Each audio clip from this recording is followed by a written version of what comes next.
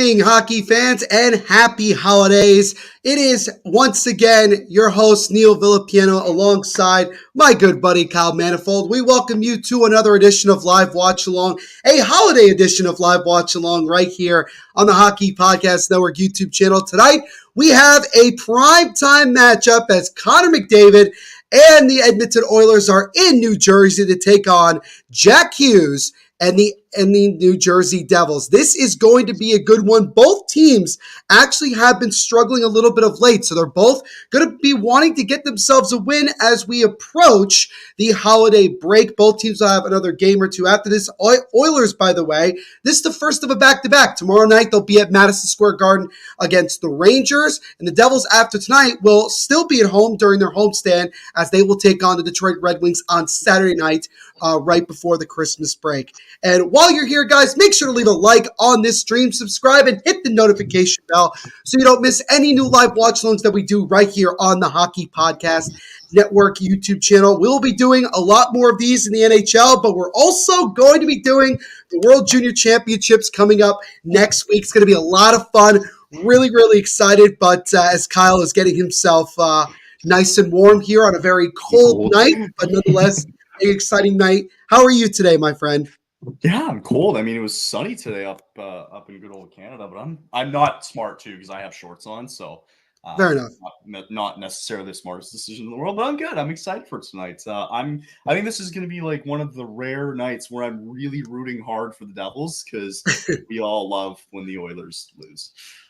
Yes, and they have been losing of late. As mentioned before, they have lost each of their last 3 games. The Devils have lost their last 2 games. So one of these teams is going to find a way to come out victorious here tonight in a very big-time game. By the way, this is a semi-nationally televised game. It is in the United States. It's an ESPN Plus exclusive. So if you do have ESPN Plus, you will be able to watch it. If not, I would recommend all of the lovely I would recommend sailing the 7 seas and pirating in one way or possible, if you can. But also, if not, you can hang out with myself and Kyle as we will bring you this game here today. Jack Hughes, by the way, Kyle, coming into this game, averaging the second most points per game behind Nikita Kucherov. So even though Jack Hughes has been struggling a little bit of late, he is still continuing to have himself a really, really good year with 38 points up until this point. He has. However, something I didn't mention to you before we jumped on tonight. I watched the overtime period of that Devils Flyers game. Yes. What happened? What did Hughes do? That was it's a great, in the world. So really great point that I'll quickly bring in. We got about 5 minutes before puck drop. Simply put, Jack Hughes in that game single-handedly cost the Devils that one. If you look at the first goal that Ryan Pulig scored that tied the game at 1, he turned over the puck right in the slot in his own zone, and the Flyers took advantage of it and scored. And then in overtime, again, just doing way too much in his own end, turns over the puck, and Owen Tippett with really a beautiful shot that beat Vitek Vanacek, and the Flyers got the come-from-behind win, and a big win nonetheless, especially in the Metro Division. Flyers continuing to play well, currently second in the Metropolitan Division, but Jack Hughes had arguably his worst game of the season last night, 2 nights ago, despite getting a point. Yeah. And he needs to be held more accountable. I think the Devils let him kind of do whatever he wants. And granted, he's a phenomenally talented player. He does a lot of great things, but he also makes a lot of mistakes and overdoes things and doesn't simplify things enough. And I would like to hope tonight that he starts to simplify. I know it's going to be Connor McDavid versus Jack Hughes tonight. That's going to be the big topic of discussion. But he has to simplify his game. If he can do that, I think he's going to turn over the puck less, and I think it's just going to generate more success overall. For sure. And I think too, like every time that the Oilers are on, like all eyes are going to be on that first line. So I guess my question to you, as they're just singing the national anthem here, are you more or less going to be watching how they stack up against this first line tonight, or how they're going to handle this really bottom half of this Oilers team that just hasn't done great overall this whole season? What are you going to be more paying attention to? I think it should be noted that the last time the Devils and Oilers played a couple weeks ago, the Devils lost 4-1, and really the fourth line and bottom six was actually the reason for the Oilers' success. McDavid did score in that game, I get it, but really it was that fourth line that made a lot of the plays and really got them going. So I think for the Devils tonight, it needs to be a balance of both. I understand you got to look at Connor McDavid and Leon Draisaitl, but at the same time, you can't. That doesn't mean you could slack off against even their bottom six. And you're facing somewhat of a desperate team right now who have lost 3 in a row. The Devils have to come out like a desperate team as well because they've lost 2 in a row. And they need to get off to a better start. They need to get off to a fast start. Get the first goal, get the crowd into it, and you got to find a way to pepper the goaltender. You have to find a way to just come out and throw everything you possibly can. And I think if you can do that, you can find, and the biggest thing I'll say is this: stay out of the penalty box. The Oilers, although their power play 2 of 10 in their last 3 games combined, is still very lethal regardless of the situation. You still have McDavid, you still have Draisaitl, you still have Ryan Nugent-Hopkins, Zach Hyman, Evander Kane. You have all of these guys that can put the puck in the back of the net at will, especially on that power play, and you got to stay out of the box. And that's the way I look at it. So really for the Devils, it has to be, you have to find a way to not completely stop, although I'll take it for sure. You got to find a way to frustrate this Oilers team. Don't let them get too much in the slot. Don't let them, just frustrate them, force them into the corners, and really just kind of go from there. And from the offensive side, you just got to use your speed and get pucks to the net as much as possible. Yeah. Well, let's lead that into some of the comments here because we do have some predictions that you highlighted earlier. So Liam checking in, he's got 5-3 Oilers tonight. We got Goza saying 5-4 Devils in OT. Before we start the game here, I'm not going to go on a rampage of what I think the prediction is going to be. I think Devils win. I think it's going to be a close game today. I like close games. I think it's going to be a close game. I feel like we haven't had a lot of high-scoring games recently with the Devils, so I'll say 4-3 for New Jersey tonight. What do you got? I got 4-2 Devils, so fairly close to what you're thinking. I think the Devils are going to find a way to get some goals tonight. I think it's important for them to get off to that fast start, and I think they will. And they got to start winning games at home. Not really having a 6-7-2 at home is not getting it done. So that's what I want to see tonight. I want to see them be ultra aggressive. So I think it's going to be 4-2. And quickly here, I just want to say goaltending matchup: Akira Schmid 5-7-1, 3.12 goals against average at a .897 save percentage. He'll be in net for the Devils. He stopped 26 of 29 shots he faced when they lost the Oilers a few weeks ago. And Calvin Pickard, 1-2-0, 2.99 goals against average at a .901 save percentage. He stopped 25 of 26 shots that he faced against the Devils. That is still his only win. So let's see how this one goes on tonight between the Devils and the Oilers. Jack Hughes versus Connor McDavid. We are now underway in what should be a really, really good matchup. And quickly here, money line is even -110 for both teams. I don't know how that really. That is the money line for both teams here in this one tonight. Yeah, it feels like it could be even. Yeah. And the Oilers just scored. Oh no! There you go. Right off the bat, the Oilers strike first. Ryan McLeod scores just 24 seconds in, and it's 1-0 Edmonton. Okay, I'm going to see what happens. I'm not that far behind you. Oh my God, he was left wide open. He was left in that. Yeah. Oh no. I should also mention, by the way, guys, with Flash Score, it is a little bit ahead of the game that we're covering, only because this game is like a streamed game because it's ESPN Plus. So, Kyle, you didn't see it, but it was already it already showed on the screen here 1-0 before that. Oh, I didn't even see it. So that's why I looked up and I'm like, and they scored. So. Oh my God. Well, so I'm just trying to see the replay here. What happened? So, you got 2 Devils guys, 3 of them going for the puck, and nobody's watching McLeod at the side of the net. He's basically standing there like, I'm waiting. Yeah. Like, let's go. Just a bad defensive play there. I can't really get on Schmid too much. I mean, he was able to get over there somewhat, but just not in time. And yeah, just another defensive breakdown. And the Devils, by the way, Kyle, 22nd game this year that they are trailing first. That is the most in the NHL. That's not great. That's not great. Not at all. Compliments from Donnell on your retro jersey. Remember you wearing that jersey before you've gotten the Devils Retro 2.0 jersey as well in Adidas or not? Yeah, no, I appreciate it. It is obviously the holidays, so it kind of works out well with the fact that I'm wearing it. This is one of, if not my favorite, Adidas jersey that I have. I never got this jersey, the Kansas City Scouts one. Just I'm not really the biggest fan of it. So I really just didn't feel like getting it. As a shot there is gloved and covered by Schmid. Got it. I will, hopefully if it's good. Yeah, Gaza, I know. Okay, well, it's first shot. It's early. It's very early. When I look at that replay again, by the way, Luke Hughes, he really should have tried to carry the puck up the left side of the boards instead of trying to pass it back the other way. And then Eric Halla out of position. I mean, just bad. And I should mention, by the way, Kyle, this is the McLeod Bowl because Ryan McLeod is the brother of Michael McLeod, who was on the Devils. So, correct.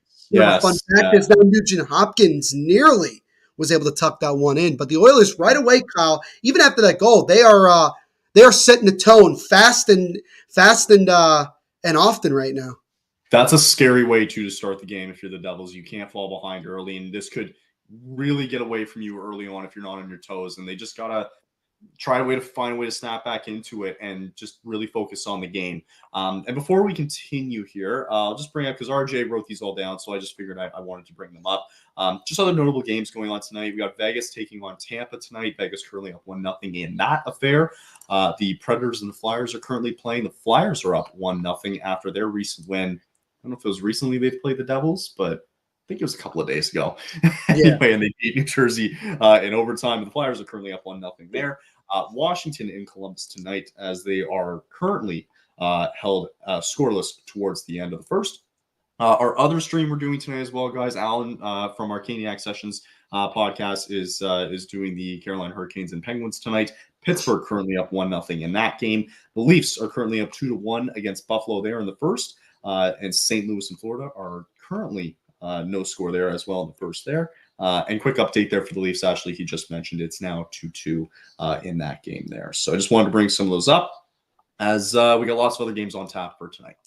For sure. And again, with our game, Oilers strike first on the first shot of the game, 24 seconds in, thanks to a goal from Ryan McLeod, his third of the year. Lindy Ruff behind the bench for New Jersey, currently in fourth place on the NHL's all-time wins leader list for head coaches. He is at 850. He is 25 behind Barry Trotz for third. But with the way the Devils have been playing at times this year, Kyle, there have been some speculations. Frank Saravalli mentioned it last week that if things don't really kind of start to truly turn around and there's more and the Devils get more consistent in finding ways to win, that there's a possibility that changes could actually be made behind the bench. I think this next stretch is going to tell a lot of things because while I was chatting with Alan shortly at the beginning of the show, we were looking at the standings here, and I noticed that the Devils are currently 2 points out of the playoff spot. Capitals still have a game in hand. They've kind of fallen off a little bit, but my point is that when we were talking earlier, especially going into January and February now, right around the corner, those divisional games that you guys have is going to be so crucial because the difference between the Flyers and I think the Devils, so second place and sixth in that division, is a span of 5 points. So that's why it's so important, these divisional games. Mind you, of course, every game is important, whoever you play. But I think it just brings that much more importance, especially to these divisional games as well. And I just wanted to quickly mention that Andrew was just saying Merry Christmas to everybody. He was checking in as well. Thank you. Thank you, Andrew. As well as Andrew as well, too. I know he checked in earlier. Just forgot to say hey to Andrew. And, of course, we forgot to mention to say hi to Donnell as well, too, earlier. I think you can watch the games on NHL 66, I believe. I don't know where else you can watch it. I haven't used it in a while, so I'm not as up to date with it. As a shot there from Darnell Nurse just goes wide.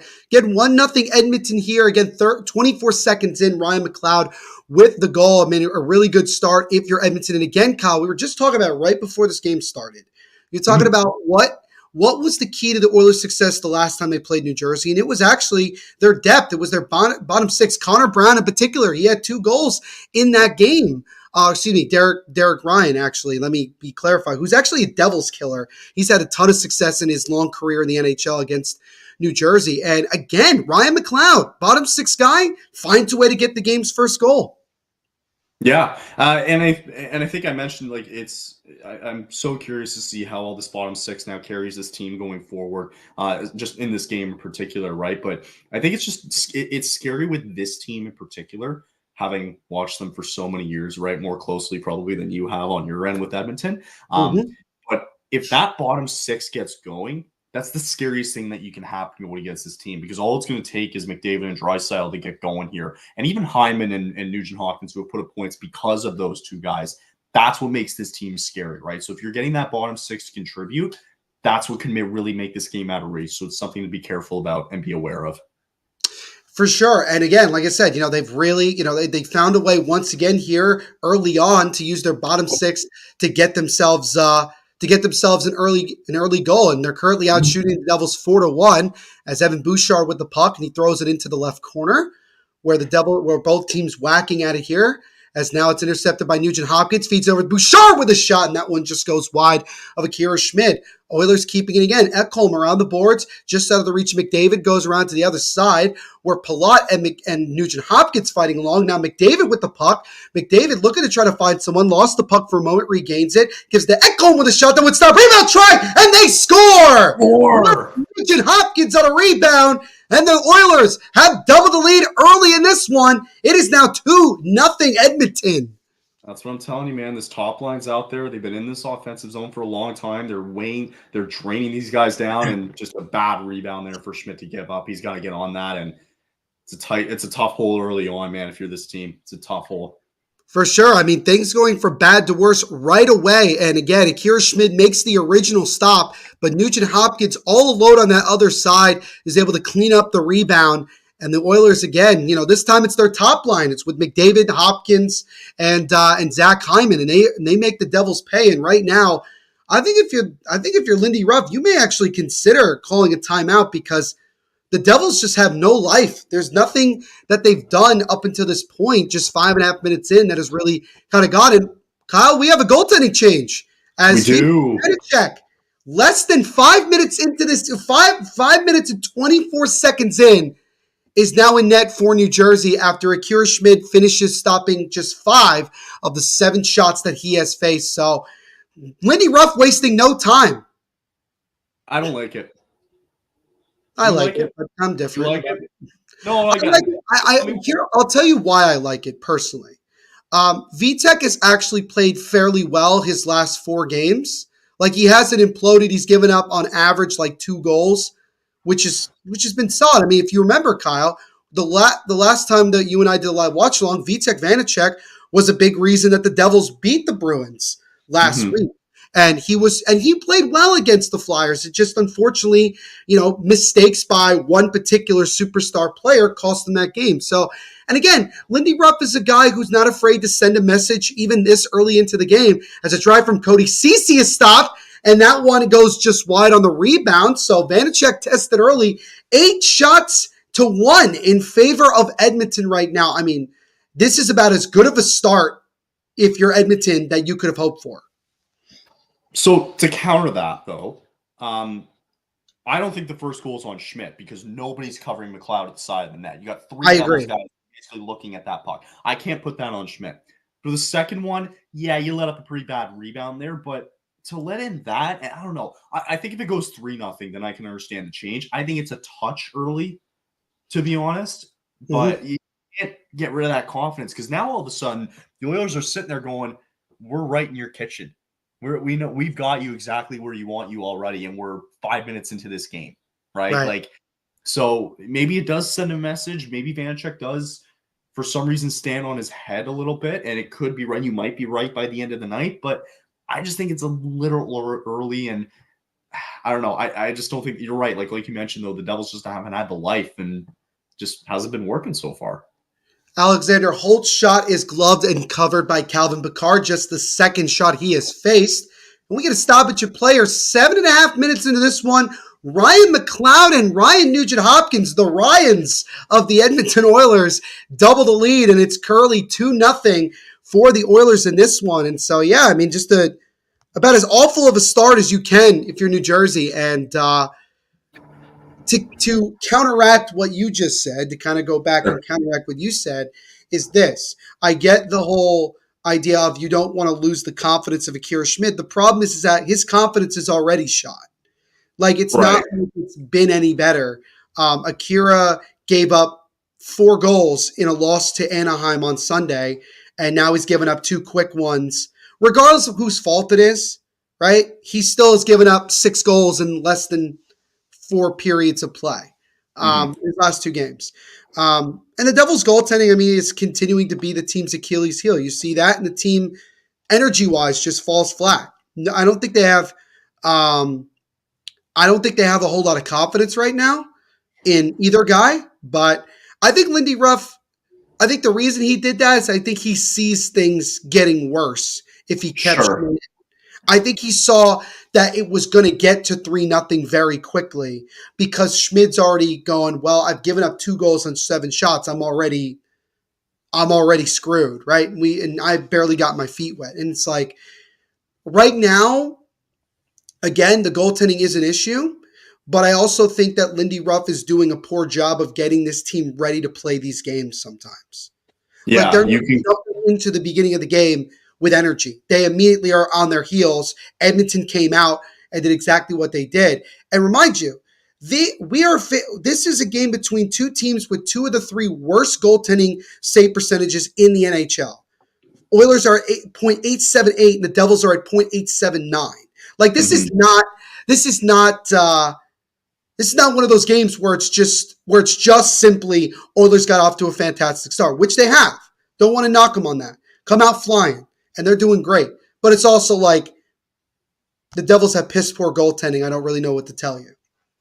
You know, I mean, man, it's gonna be. You nailed it on the head, though. Like, the fact that he didn't have his team prepared, ready to go off the draw. Says a lot going into the latter half of this game, right? The only good news is that it is Calvin Pickard on the other side. So it's true. It's a high-rising shot from Nemitz. Gets fought off by Pickard.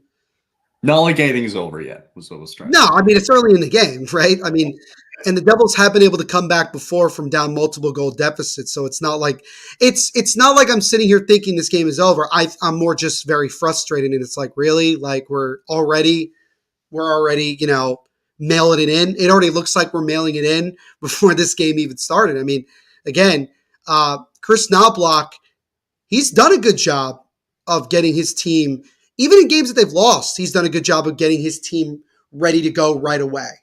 And I think that's a big reason for their success. Again, they have lost 3 in a row, but nonetheless, they have been successful a bunch. So that should be noted.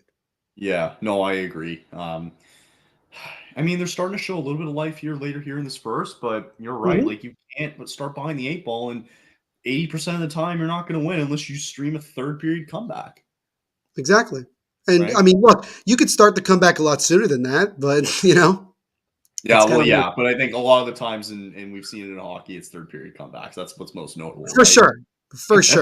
In games that start like this, as for one team that quickly jumps on someone else, it's usually like the other team, if they're going to come back, they slowly get back in this one. As McDavid nearly put one home, and Ekholm with a shot he completely missed the net. Devils looking to come the other way, flip it up in the air, but it's intercepted at center ice by Bouchard.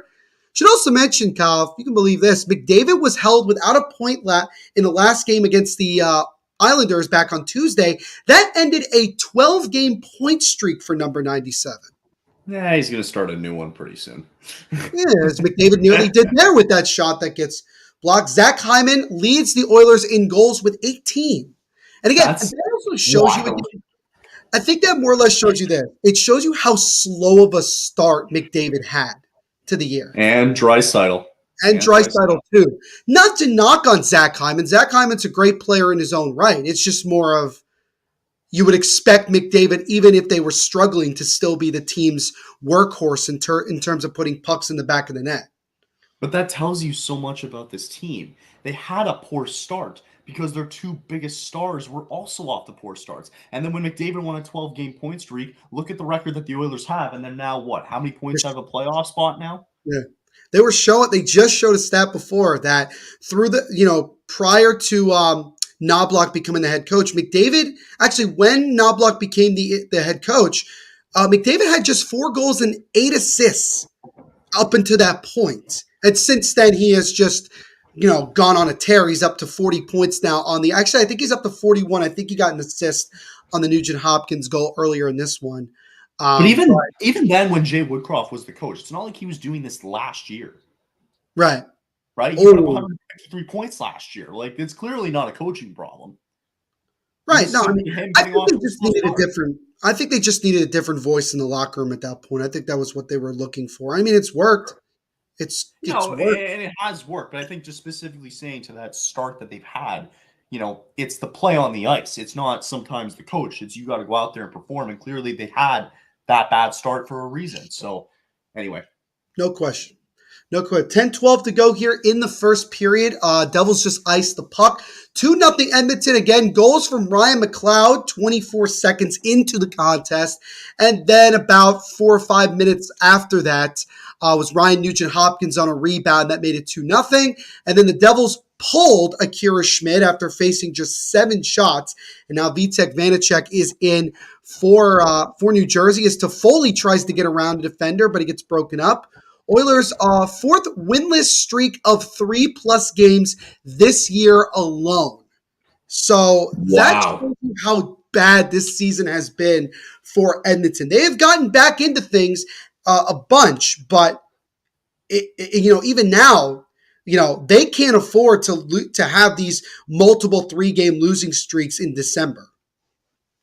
Jeez, and I mean, it's this time of year, right? Like, when are you going to be hot? When are you going to be cold at the wrong times, right? Like, especially being on cold streaks at the cold times. Like, you can't have it, at this pinnacle moment of the season because you can't fall so far behind. Because we know at some point here with that gap, right? With that 5-point gap that those 5 or 6 teams have, somebody's going to pull away at some point, right?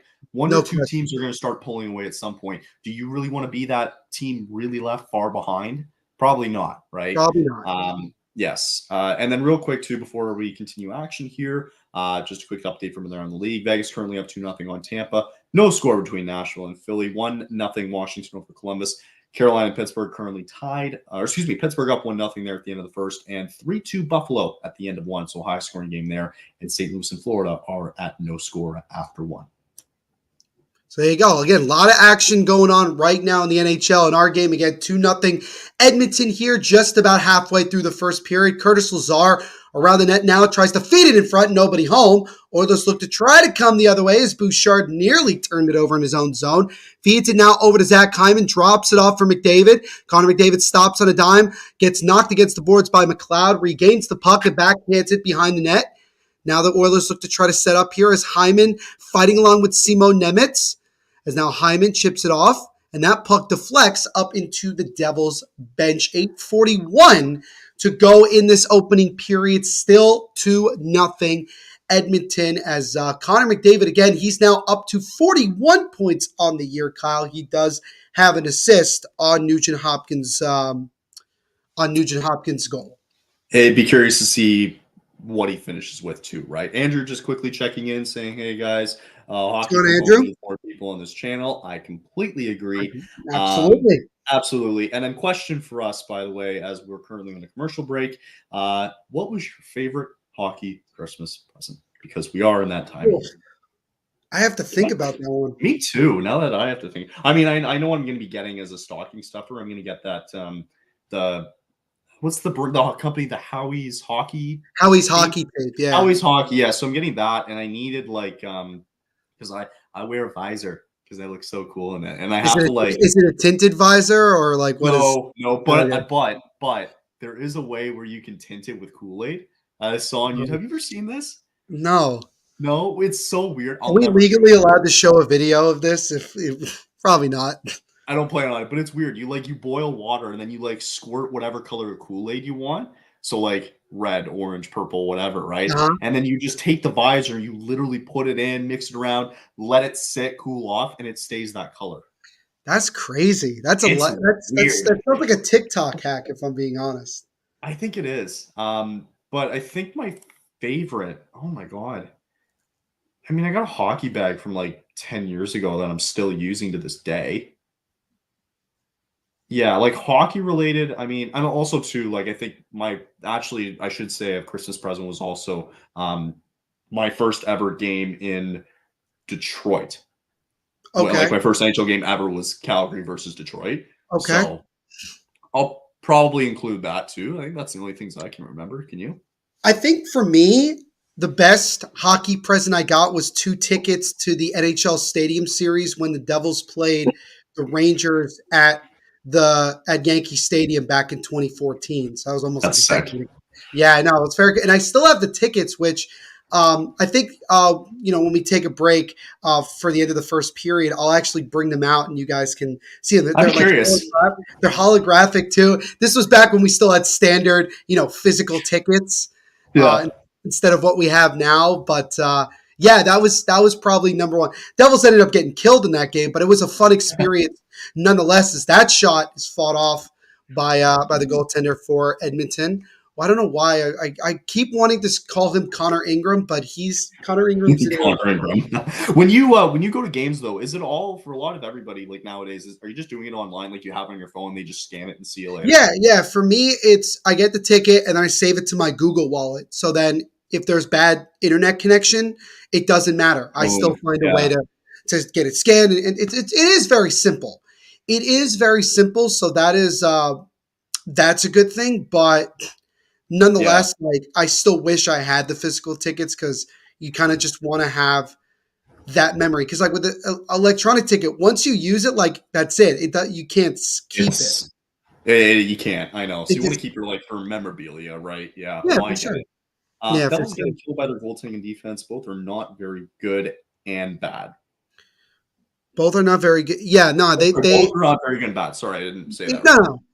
No, I knew what he was saying. Yeah, no, I mean, again, that's still been the team's Achilles heel for sure. The goaltending for whether it's Vitek Vanacek or Akira Schmid has not been good. The defense, I think, lacks size. I think it lacks some physicality and really just defensive responsibility in your own zone. And Right. you kind of wonder if they're really the hole that has been left by Ryan Graves and Damon Severson leaving in free agency this past summer. I don't think we realized that it might have had a more negative impact than we would have thought. And, the Devils spent a lot of time putting money towards their young offense with guys like Jesper Bratt and Timo Meier, who, Timo Meier has gone nearly 10 games without registering a point. It is fair to make the assumption that perhaps the Devils during the offseason they had their priorities wrong in terms of what they needed. I think the Devils should have probably made a bigger push to get Connor Hellebuck before he signed, but they didn't. And now they're kind of in a tough spot right now. Not sure how they're going to go about it. I know John Gibson has been rumored a ton to be potentially on his way out, but then again, he's been rumored to be out of Anaheim the last 2-3 years now, almost 3 years. And, as for the defense, it'd be Dougie Hamilton. Pierre LeBrun said Dougie Hamilton's out probably until May. So he has been on LTIR. He has not been officially put on LTIR as Dawson Mercer fires it and he scores. Dawson Mercer fires it far side, half goaltender. Sorry. We're trying something new, so just give us a break. But it is Dawson Mercer for the Devils, and he cuts the deficit to 1. And just like that, Kyle, the Devils are back in this game. Sorry, I didn't mean to interrupt you. I was like, we should try it. No, I was trying to fit this is what we're working on. We're working on trying to figure out how long. What do I say before he plays I mean, maybe I'll just let you play it and then I'll speak. If I can get some confirmation too that you guys could hear the goal horn, that'd be great. We're trying things. I didn't mean to interrupt you. I was just like, oh my God, we got to play it. Yeah, we're trying it. Okay, But so bad goal by. Oh man, Picard's got to have that. Calvin Pickard, I think honestly and truly, I think he was in semi-good position for that as Tyler Toffoli with a shot that is gloved and covered by Picard. But I think he skated out a bit too much. I think he came out beyond the blue paint, beyond the Okay. crease, and he left that opening on the right side. But a great shot from Dawson Mercer. Oh my God, they can hear it. I've never All been right, more great. excited in my. I've never been more excited in my life. This is this is a new thing we're going to try moving forward. I love it. I think I'm it's also great. going to frequently use it too when the World Juniors come around. I think it's going to be appropriate when that happens. But Cool. yeah, I'm going to be using that. That's Cool. awesome. Cool. So Dawson Mercer gets the honor of being the first player to score and then we get to use the horn. His 8th of the year, second goal in the last 5 games, and the Devils are on the board here as they are now trailing 2-1. And Kyle, I think we're in for somewhat of a high scoring game today. Yeah, it feels like it for once. For sure. Devils, by the way, Devils have 10 comeback wins on the year. They have won from a multi-goal deficit. That was a 4-1. There was a 5-4 overtime win back in late November where the Devils were down 4-1 going into the third and ended up winning the game in regulation, scoring 4 unanswered goals. So but we'll see what the Devils can do here. And it is still very early in this game, but that was a big goal for New Jersey nonetheless. But you see what I mean too, where like you know you're still in this game for New Jersey because you have a guy like Calvin Pickard still in net. Because when you see that replay, like Mercer going down, I think it was a 2-on-2. He was on the right hand side, and he goes bottom left, like just under his blocker, I think, and above his pad. Like it's just one of those goals like you gotta have back. Like it's you can see it well. There's nobody blocking you. Like it's clear as day, and it's just something that you have to have at the end of the day. So I don't know. That's just me, but Nope. He's got to have that. You're absolutely right. And now, Kyle, if you can believe this, now the Devils are out shooting Edmonton 8-7. So ever since the Oilers got the second goal that made it 2-0, they haven't been able to get a puck on net, although Evan Bouchard has the puck currently in the offensive zone. Ekholm now over to McDavid, drops it now to Bouchard, who has some space, tries to feed it to McDavid and just missed him as he was streaking to the net there. As now they're putting some pressure as Hyman gets knocked down.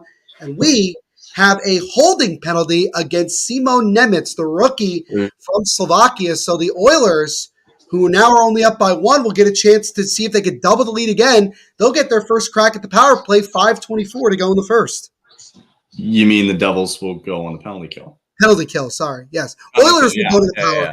Oilers will go to the power play here when we come back. But Dawson Mercer, with his 8th of the year, is able to cut the deficit to 1 to get the Devils their first goal of the night. Okay.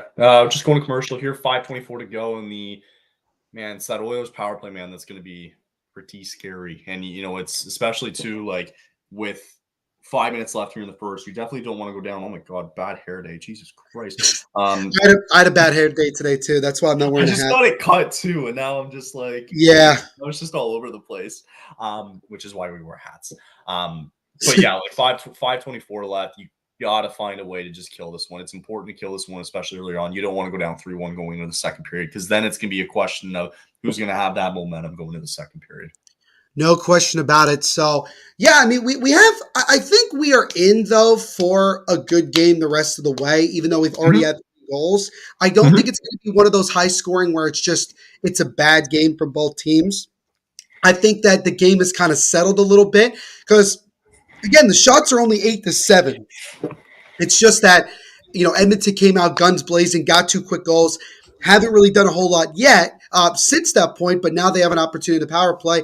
Devils finally found their legs, got themselves a goal, and now they're back into it, which, they weren't out of it when it was 2-0, but it felt like it with the way the goal quick succession. So, yeah, It felt like this game could have got out of hand very quickly, but it says more to now that them trying to kill this penalty, which is important.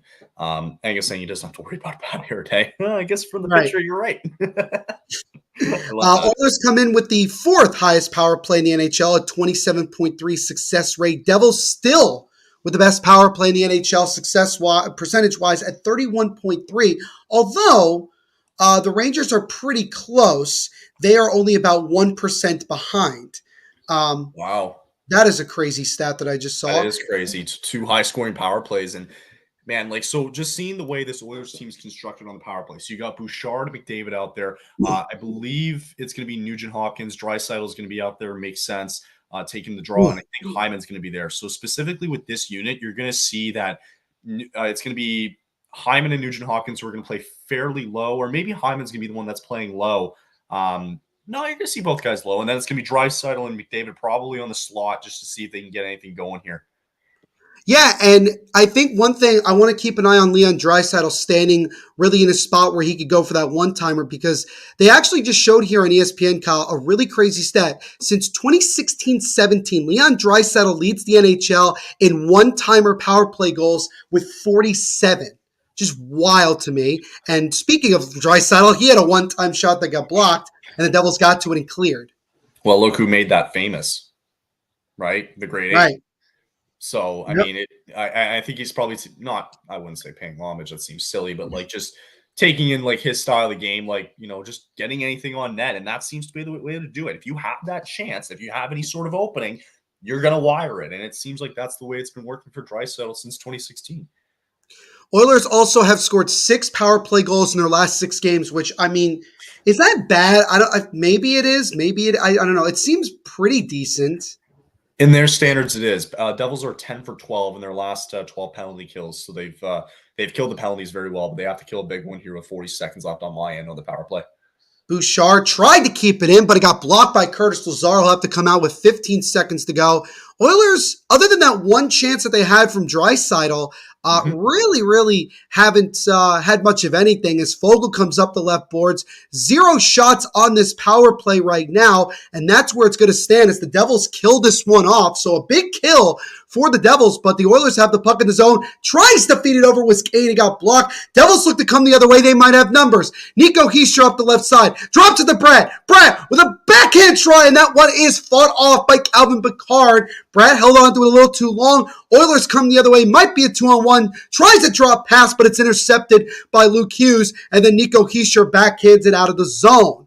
So a good kill there for New Jersey, as maybe they got a little bit of momentum, and now we'll see if they can go and try to get that next goal to tie this one up. 2:50 and change to go in this first period. Jack Hughes up the center of the ice. He's had a pretty quiet game up into this point, as Pickard will stop play here and cover the puck.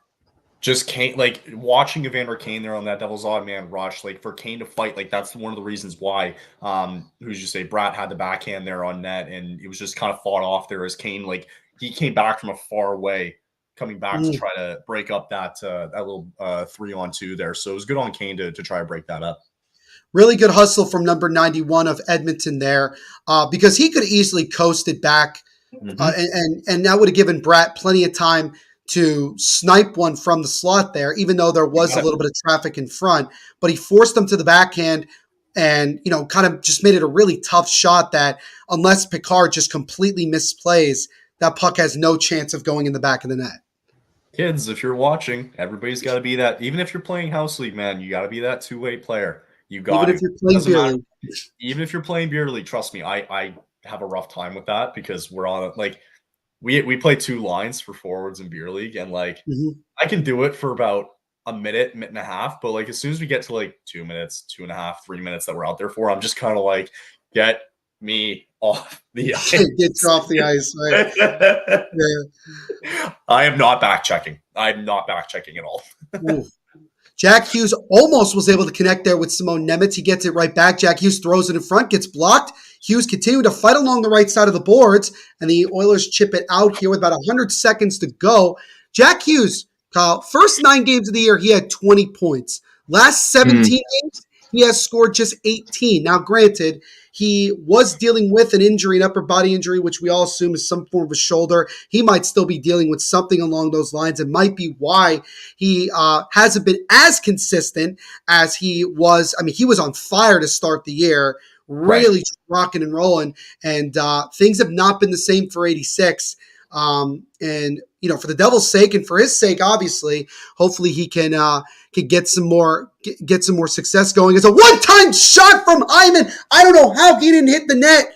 There was an opening there on VTech, and Hyman just missed it. Ekholm now over, backhand try by Bouchard to hit the post, pops up in the air, scramble in the crease, still whacking at it, and Vanacek dives on it, and McDavid gives him a bear hug.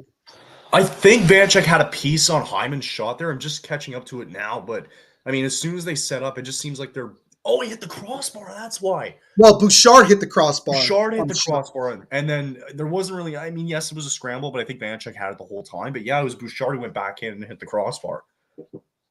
Yeah, I mean, again, that was the best opportunity that the Oilers have had since the Nugent Hopkins second goal. Right. Because I think they started to play back a little bit, but this was really good pressure here by Edmonton. Some really good passing, I might add, from Bouchard and Hyman. It was just some really good, and Matthias Ekholm, who, by the way, Ekholm, despite not having a point tonight, I have noticed he is all over the ice tonight. He has really had a good game, really strong game, number 14 for Edmonton, but really good chance there. Bouchard, 32 points on the year, fourth among NHL defensemen, and he nearly got himself a big-time goal here late in his first. Yeah, and you said it too. I mean, with having Vanacek in did seem to change things a little bit, and maybe that did need to be the message, right? So, right. I think you got me there on that end, but yeah, with Ekholm, he's kind of had a quiet year so far. For him to be more present on the ice tonight, I think says a lot for this team. No question. And I think he'll get some more opportunities. Jack Hughes just missed Jesper Bratt there. Bratt tries to knock off the puck. Still as it takes a shot, that one is stopped. Puck comes out in front. Another opportunity is fought off by Picard. Tries to throw it in front. Nobody home. Marino keeps it in. Tries to get one past the defender, but it's intercepted by Kane. Kane tries to get it out. He cannot. Devils putting on some good pressure here. 20 seconds to go in the period. Offensive zone time right now. 5:20 to 286 or 56, in favor of Edmonton. Kane tries to get it over to Draisaitl out of his reach. 6 seconds to go here. Jack Hughes flips it high and up out of the zone. Toffoli tries to get to it. He won't be able to control it, and that will do it for the first period of play. So the Oilers came out and struck early and often. Ryan McLeod scored 24 seconds in to this game, and then Nugent Hopkins a couple minutes later doubled the lead. Devils pulled Akira Schmid, who started this game. Vitek Vanacek came in, and the Devils eventually were able to get one goal back thanks to Dawson Mercer's 8th of the year, and that is where we are at after 20 minutes of play. So Kyle, really quickly here before we go to break, your thoughts after the first 20. Yeah, I think you were right earlier saying it's going to be a good game in the sense that it does feel like it's going to be high scoring. I think they, with especially what I've seen here through 20 goaltending wise, like the rebounds have been crazy back and forth, right? Oh, you got your line, nice. Mm-hmm. I was going to ask earlier, nice. But yeah, like rebounds galore.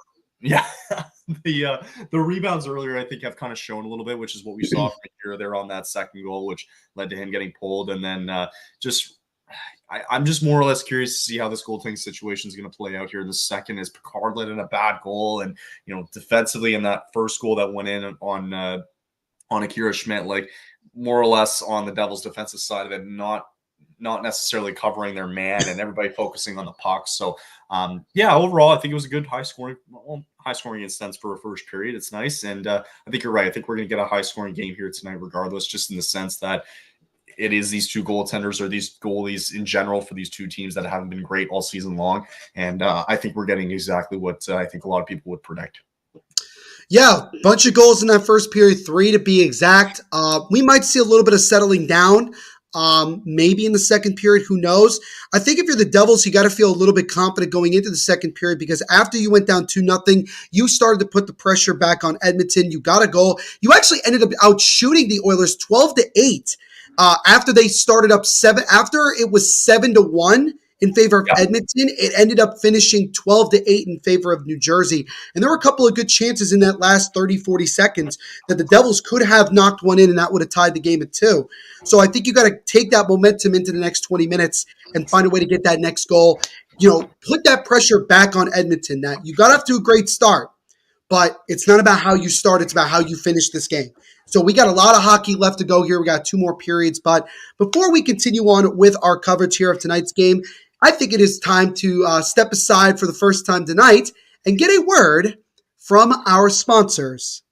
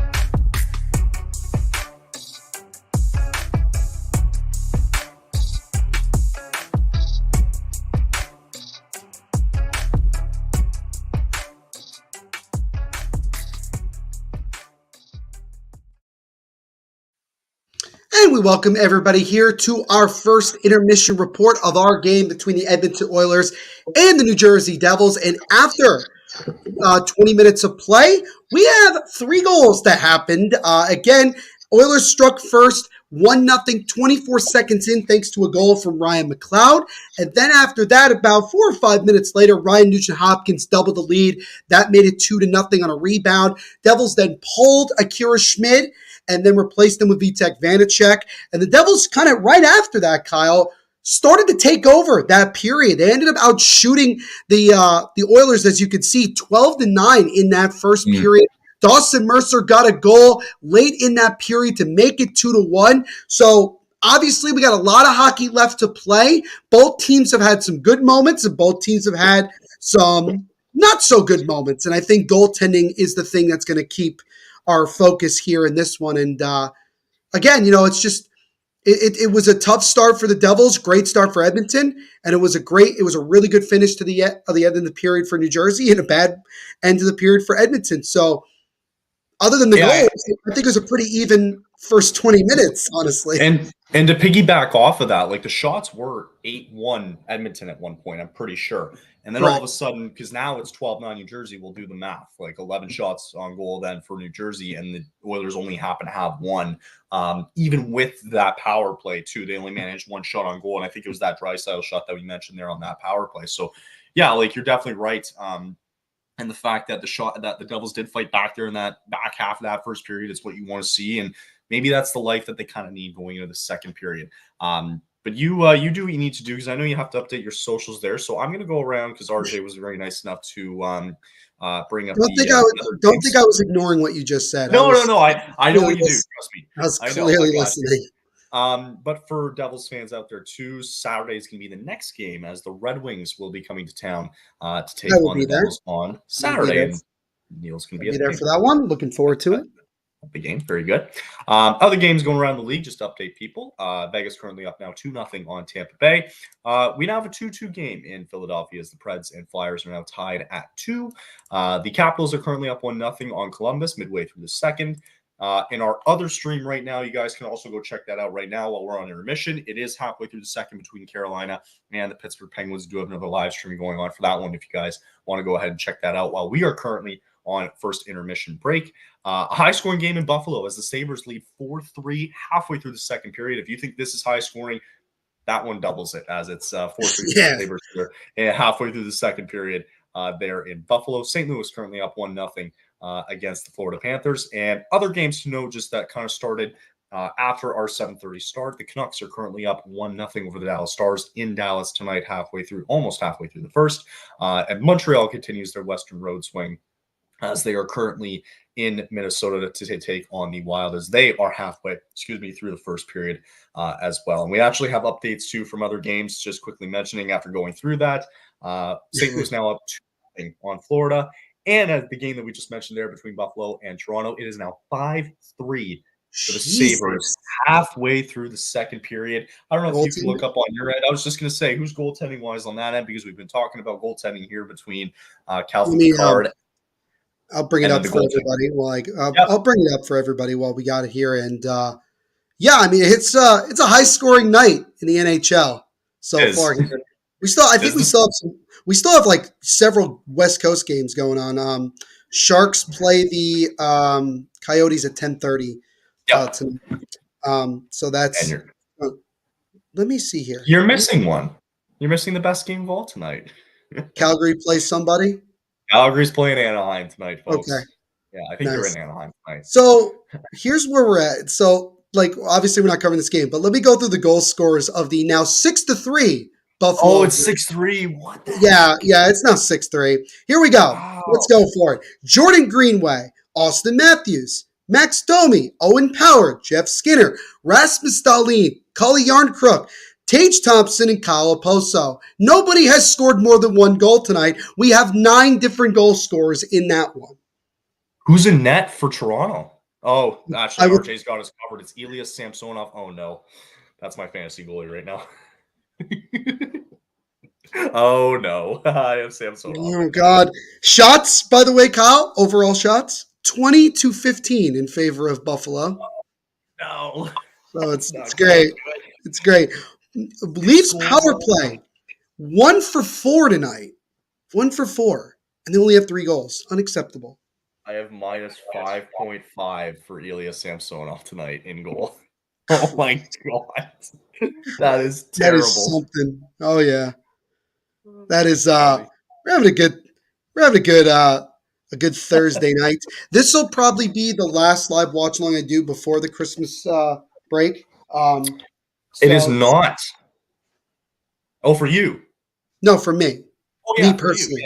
Let me be clear. Sorry. For me personally, this is not the last one we're doing before the break, I might add. It's just not. It's not. But we have an action-packed week coming up of World Juniors hockey, which we are going to be which we are obviously going to be covering. And if you're subscribed here on THPN, you guys have been able to check out new episodes of our show, NHL Weekly, which gives you everything you need to know about what's going around the National Hockey League. We just had a new episode come out on Monday, mainly talking about DJ Smith being fired as the head coach of the Ottawa Senators. But I did also mention in that episode that the next episode of NHL Weekly that you will see, which I think will come out Monday. We could probably do it tomorrow. We'll probably do it tomorrow.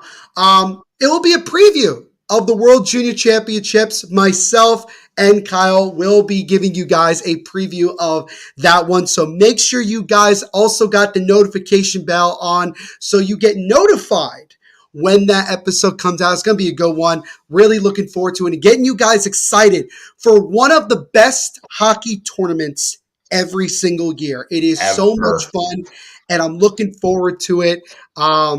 It's going to be a lot of fun. I'm curious, regardless of the big time teams, the United States, Canada, Sweden's of the world, I'm actually very curious. And Kyle, I know you shared it on social earlier today, talking about Latvia trying to avoid being relegated because they had 1 point last year. And so I would like to see them have a little bit better results in this year's World Juniors. Yeah. So over between the course of now and I believe Christmas evening, I'm going to be previewing all the teams currently at the World Juniors. Today we drop Norway and Latvia.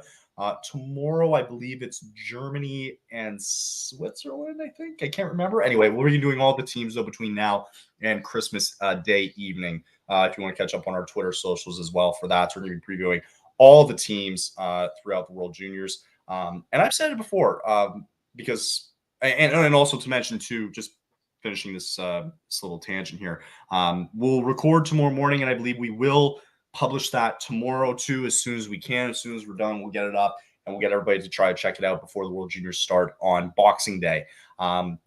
In terms of live watch-alongs for that, we're going to be covering it too. I've already penciled in 2 games myself, and I'll be joined, I think, by Bailey from our Surgecast podcast, or one of our podcasts on our network, our Hurricanes podcast. I think she'll be joining me for I have Canada-Latvia, guys, on December 27th at 1:30 p.m. Eastern. And another good one that I'm actually really excited for, because it turns out it's always a good game too, as I'll have Canada and Sweden taking on each other. I believe that's also at 1:30. That'll be on December 29th. And Neil, I know you're covering Team Canada this year for the Hockey Writers, so I'm sure you're going to be watching some of it if you want to. It's so weird. It's so weird because as an American, it's like, I mean, I'm going to be as journalistic as I possibly can, but it's like, but it'll be fascinating nonetheless. I'm really looking forward to it. That's great. Get an opportunity to cover the defending champs who, by the way, they look really good through their exhibition games. They look stupidly good. The United States looks stupidly good. They dominated Sweden today. In Sweden, I might add. I think you're going to see Canada in the gold medal game. Wouldn't shock me. I think I still have the Americans winning. I think they're more deeper than this Canadian team. Although now that Matthew Portrus is coming in for Canada, I think that just elevates that team offensively a lot more. Makes it more of a dual threat there. So anyway, we've got and I'm going to quickly mention too. I think I told you my dark horse. Do you have a dark horse for this tournament? I do have one. Okay. And it might be, I don't think it'll be that controversial. My dark horse is Slovakia. Yeah. Oh, yeah. That is like, I thought to myself, that is a growing hockey power. It's slowly getting better. They had some good success last year. I mean, we're seeing one of the main guys from that team last year in Simon Nemec tonight. Juraj Slavkovsky as well has played for them in the past. They are starting to develop some really, really good young talent from that country. It's a very small country. And mind you, I just want to shout out all of our Slovakian fans who have subscribed to us here on THPN from the Olympics last, what was that, 2 years ago? No, it was 2 years ago. 2 years ago, but then World Juniors, yeah. Right. We had so many people on during the Olympics that are from Slovakia. It was absolutely phenomenal. So it's good. Never underestimate Slovakia. No, they are a sneaky good team that's going to put on. Look at their roster, man. It is. They're loaded with first rounders, and the guy was it Dalibor Dvorsky, who's currently playing for the Sudbury Wolves in the OHL. He's lighting it up right now. I think I have a prediction for that Slovakian team. So I think because they're in a group with the US, the Czechs. I think they're in with Norway and Switzerland. I think that's Group B. I think Slovakia finishes second in that group. I think they beat. I don't know who's going to finish third. I'm going to say Finland. Finland. I know. I'm going to say it changes. It can change, but whatever. Second place to me is going to be between Finland and Slovakia, in my opinion. Oh well, they're in different. Or Finland and Sweden. Sweden. Thank you. Sorry. Yeah. In Group A, you got Canada, Sweden, Finland, Latvia, and Germany in Group A. Right. So I think Slovakia finishes second in that group.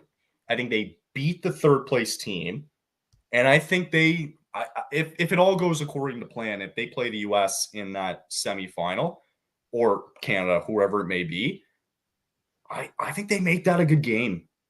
I don't think they win, but I think it's going to be a scary game. Yeah, for sure. That's my prediction. Another team that is kind of interesting to me, actually, there's 2 other countries that really intrigue me in terms of wondering how they're going to be. Norway is one, because I think that they're starting to get a little bit better. And then Germany. I think Germany has been struggling of late in terms of just developing some future really good talent, but I think it's getting there. I think that's a team that may not win a lot, but I think they'll certainly compete. I don't expect them to get, beat up in this tournament. I will say that they also have some of my favorite uniforms usually in the World Juniors as well. They're so sick. I think it's really nice. So I always jokingly say well, if they're not having success, at least they're looking good not doing it. And you can't count out the Czechs because of their run last year to the gold medal game. You can't count them out now. I think they shocked everybody. The way that they went through, they shocked everybody. They did. And I think we're getting to a point now where, especially when Finland started to do well at the World Juniors, right? Now countries are just starting to catch up. right? And that's what you Mhm. want, right? It can't every year can't just be back in like 20 years ago or whatever it was, even 15 years ago in the late 2000s, it was Canada, the US, Russia, and Sweden. Those were the four teams, right? And then the odd Right. time it was Finland. But now it's like the Czechs are getting involved. Even then, like actually the Czechs were involved on some late gold medal runs too in the early 2000s as well. But you can't count out some of these teams now, especially the Czechs and Slovakia and all these guys coming up. Norway, we'll see. And to get everybody updated and ready for Boxing Day, here is the schedule. As RJ points out, again, we appreciate him bringing it out for the World Juniors. They start on Boxing Day on the 26th. As we are starting the second period very soon. I'll go through it quickly. Early games, though, on the East Coast. So Slovakia and the Czechs will begin Group B at 6 o'clock a.m. It'll be Finland and Canada at 8:30 a.m. Eastern. Hopefully, we can get somebody to do some live coverage of that on Boxing Day. It'll be Which tough. game We'll is that? see. The 20, 26th, at what 8:30 time? a.m. 8:30? I probably could do that. I will be on the road. I will not be able to Yeah. do I mean, I could do either Canada or US. I'm not getting up at 6 a.m. I'm not doing that. No, I'm I'm not just doing that not. either. No disrespect to my guys in Slovakia. I can't do 6 I a.m. can't do it either. And then we round out the first day with the U.S. taking on Norway at 11. And then at 1:30, it is Sweden and Latvia. Should also mention that our second period of our game between the Oilers and Devils is now officially underway. Again, 2-1 Edmonton going into this period. So, Kyle, I always like to ask you these questions when we do these games. What are you looking for from both teams here in this next 20 minutes? On Edmonton's side, I'm looking to see how this first line is going to respond. Because I know they were, again, it's mainly been that bottom six. And like you mentioned in the previous game, it has been that bottom six that answered the bell against the Devils. I'm curious to see if this first line will reiterate that and start to answer the bell as well, too. And, if David can start a point streak and Draisaitl can be a little bit more lethal there at the slot, which is what we've seen in the stat that you brought up earlier. I'm more curious to see if they continue that, or even, again, if the bottom six continues to produce like we've seen, and if they're able to put a lot more pressure on the offensive zone like we kind of watched there in the first period, and see how much momentum they can take over. On the New Jersey side of things, I'd like to see that defensive structure back a little bit. They kind of and we'll see how it goes here in the first 5 minutes of the second period. I'd like to see how they start, if they're able to manage it and start applying more pressure on Picard and just get out of the gate a little bit more quicker than what we saw there in the first for New Jersey. Yeah, I think you nailed it very well on the head. And I should also mention really quickly for the Oilers, their goal differential in the first period is +10. Rest of the game, -12. So that's just something to keep in mind. As Siegenthaler with a shot that gets stopped. McLeod still behind the net, tries it now, still looking, gets the Siegenthaler top of the point, has it over the right side to Nemitz. Nemitz back to Siegenthaler, waits, wrist shot, scores! Jonas Siegenthaler from the point beats Calvin Picard top shelf, and the Devils have tied it at 2.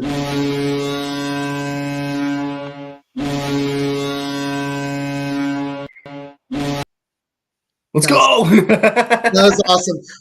Michael McLeod behind the net, gave it back top of the point to Siegenthaler, back to Nemitz, and then back to Siegenthaler again. Really good screen from Lazar and Tyler Toffoli. I don't know if Toffoli got dropped to the fourth line or not, but good screening there by two Devils players. And Leon Draisaitl, Kyle, may have actually gotten a piece of that. He might have deflected that in. I think it was McLeod who was behind the net. But you got two guys in CC and what? Oh, I thought maybe they were looking for goalie interference because Picard got tapped. He got tapped by Lazar on the pad, but I wasn't sure if that's what they were looking for. Jonas Siegenthaler, by the way, Kyle, first goal of the year for him. First goal also since April 11th of last year. Just on that point, though, I don't think there was a lot of hindrance, which is why they're continuing play here now. But just how that play started, you had McLeod behind the net, and you had CC and Nurse both at the post, and they were both just throwing their stick at McLeod, and it's one of you guys need to get in there. You have to get in on that. No question. Did you see what I saw though? I was paying more attention to just the shot that Siegenthaler took, but I was surprised by that. I was surprised by how much nobody was going after Michael McLeod behind the net. They just let him stand there. And it was this isn't a power play where he has time to do it.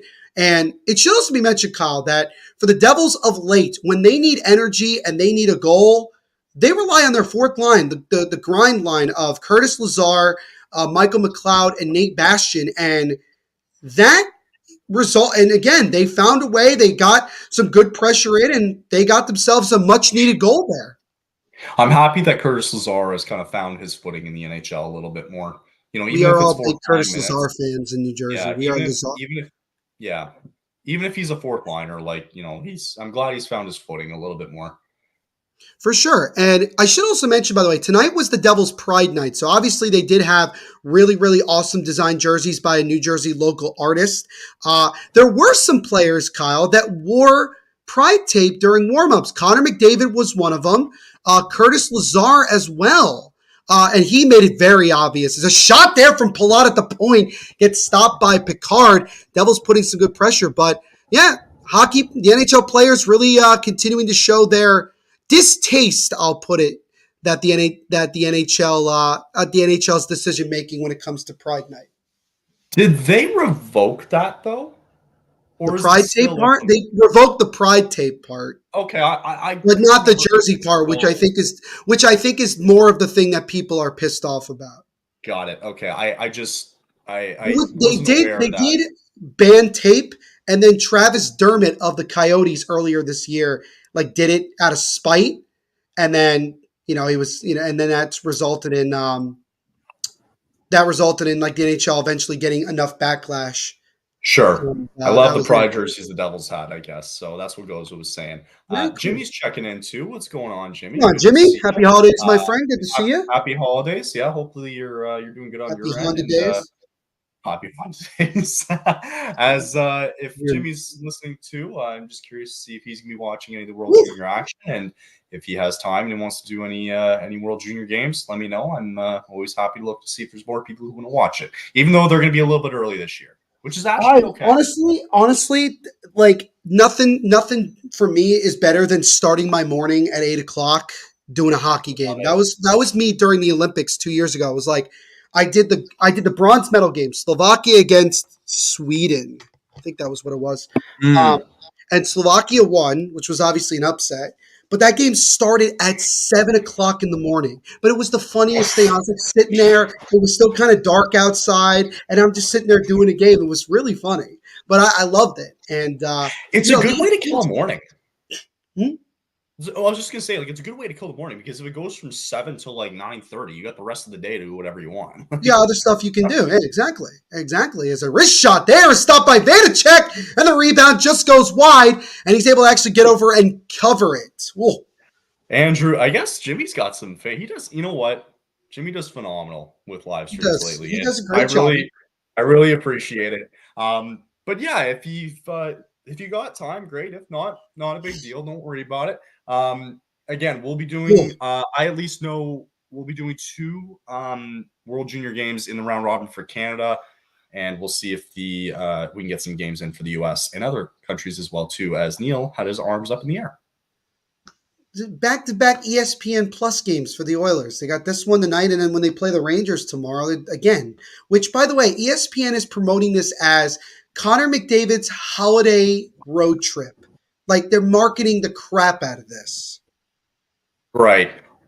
Very quickly, I didn't mean to interrupt. All right, we do have one more NHL live stream before Christmas. Jimmy will be doing, the Oilers are still doing their New York road trip. They will be in New York to take on the Rangers tomorrow night, and Jimmy will be live tomorrow night. So make sure you guys go check that out. Make sure you go follow his socials too, and check out his podcast too, in case you guys haven't yet already. So Jimmy's looking forward to this one tomorrow night, and I'm sure everybody else, Andrew and Goza and everybody else, is looking forward to that too. Good save there by Vanacek, who has continued to look strong, Kyle, since he got into the game. As John Marino with a backhand feeds it in front, goes wide, rebound, trying a sharp angle, hits the side of the net.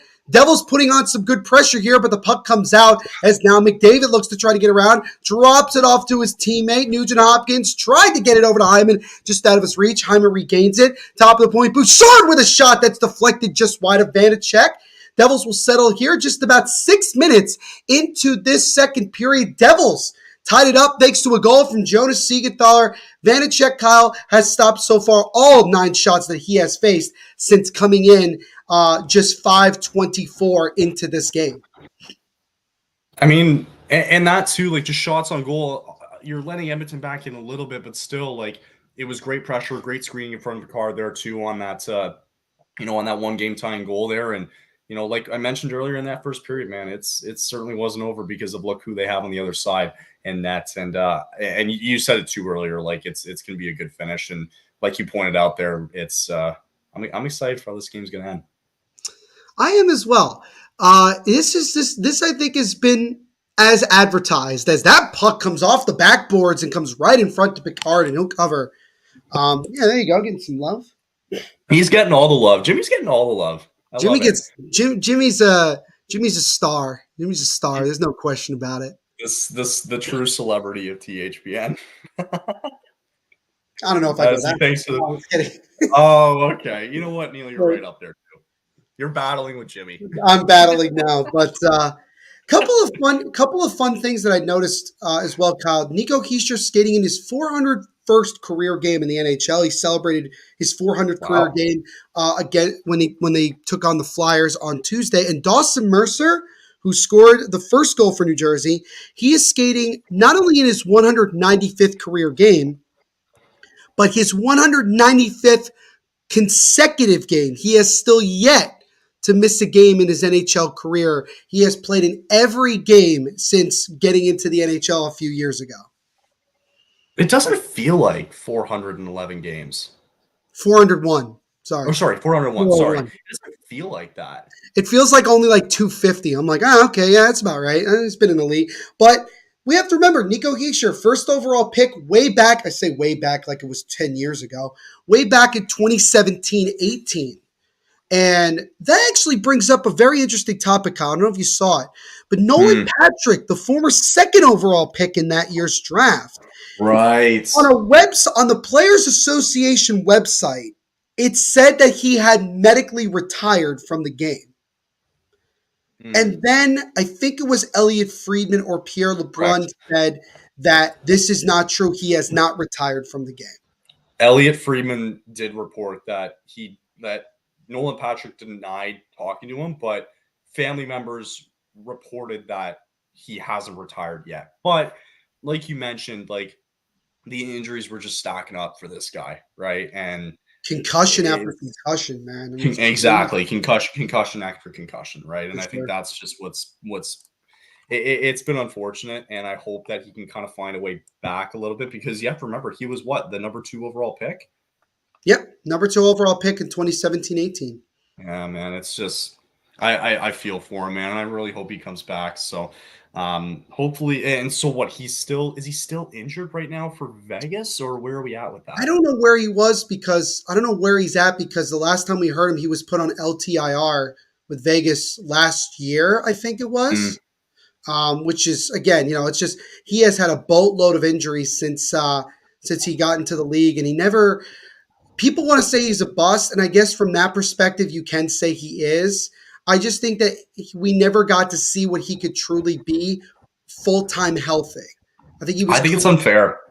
It is unfair. Unfair to call him a bust. I don't think you should. Yeah. It seems just not right to call him that because what are you going to do? Like players, it's natural that players get injured in this league, and we've seen it before too. Like I think a great example is Carey Price. Right? Like how the way his career ended, right? Like he's clearly not a bust. He's going to go down as one of the greatest goaltenders in Canadiens history, right?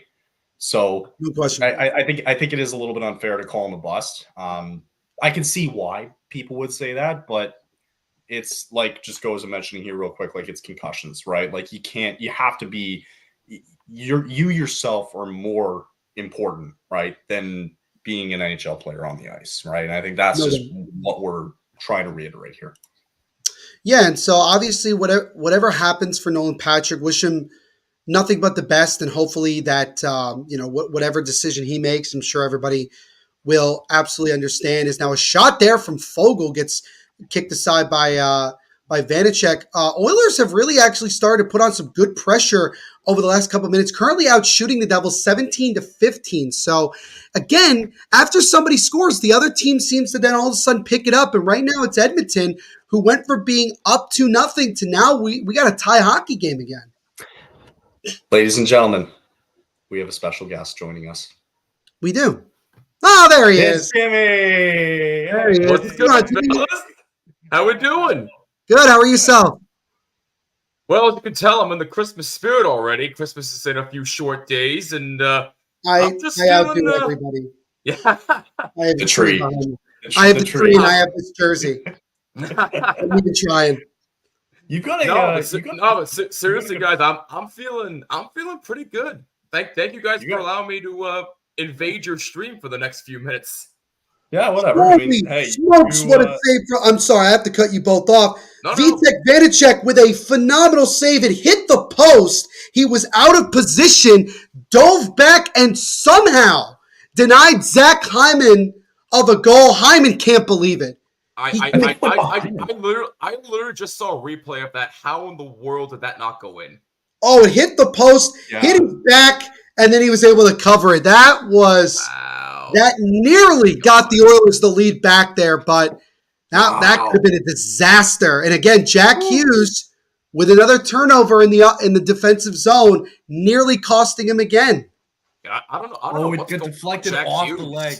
I don't know what's going on with Jack Hughes lately, but it seems like turnovers have been his Achilles heel lately. He certainly has. I mean, 2 turnovers cost them 2 goals in their 3-2 overtime loss 48 hours ago to the Philadelphia Flyers. Now the Devils come back in, feeds it over to Kevin Ball, just out of the reach. Ball tries to keep it in. Now the Oilers look to come the other way. Zach Hyman trying to get around a defender. McDavid keeps the puck still with it. McDavid gets knocked down, gets over to Ekholm with a shot, and that one deflects wide of Vanacek. And we have a penalty here against the Devils. It's another holding call, and this time we'll see who the culprit is here. Shots now 19-15 in favor of Edmonton, but it's another holding call against the Devils, and I really wish they would show who held the guy. It is tension builds. Where are we looking at? I guess Bastian is the culprit. I think it is. Yeah. That was not a hold, though. What am I missing? You really gonna call Kevin Ball? No, it's Kevin Ball. Wait, what did I miss? Oh, I was gonna say. When did that happen? What the hell did Ball do? Stressful time right now. I just wanted to say though, Jimmy, it seems like you have like a little bit of a fan base here going here.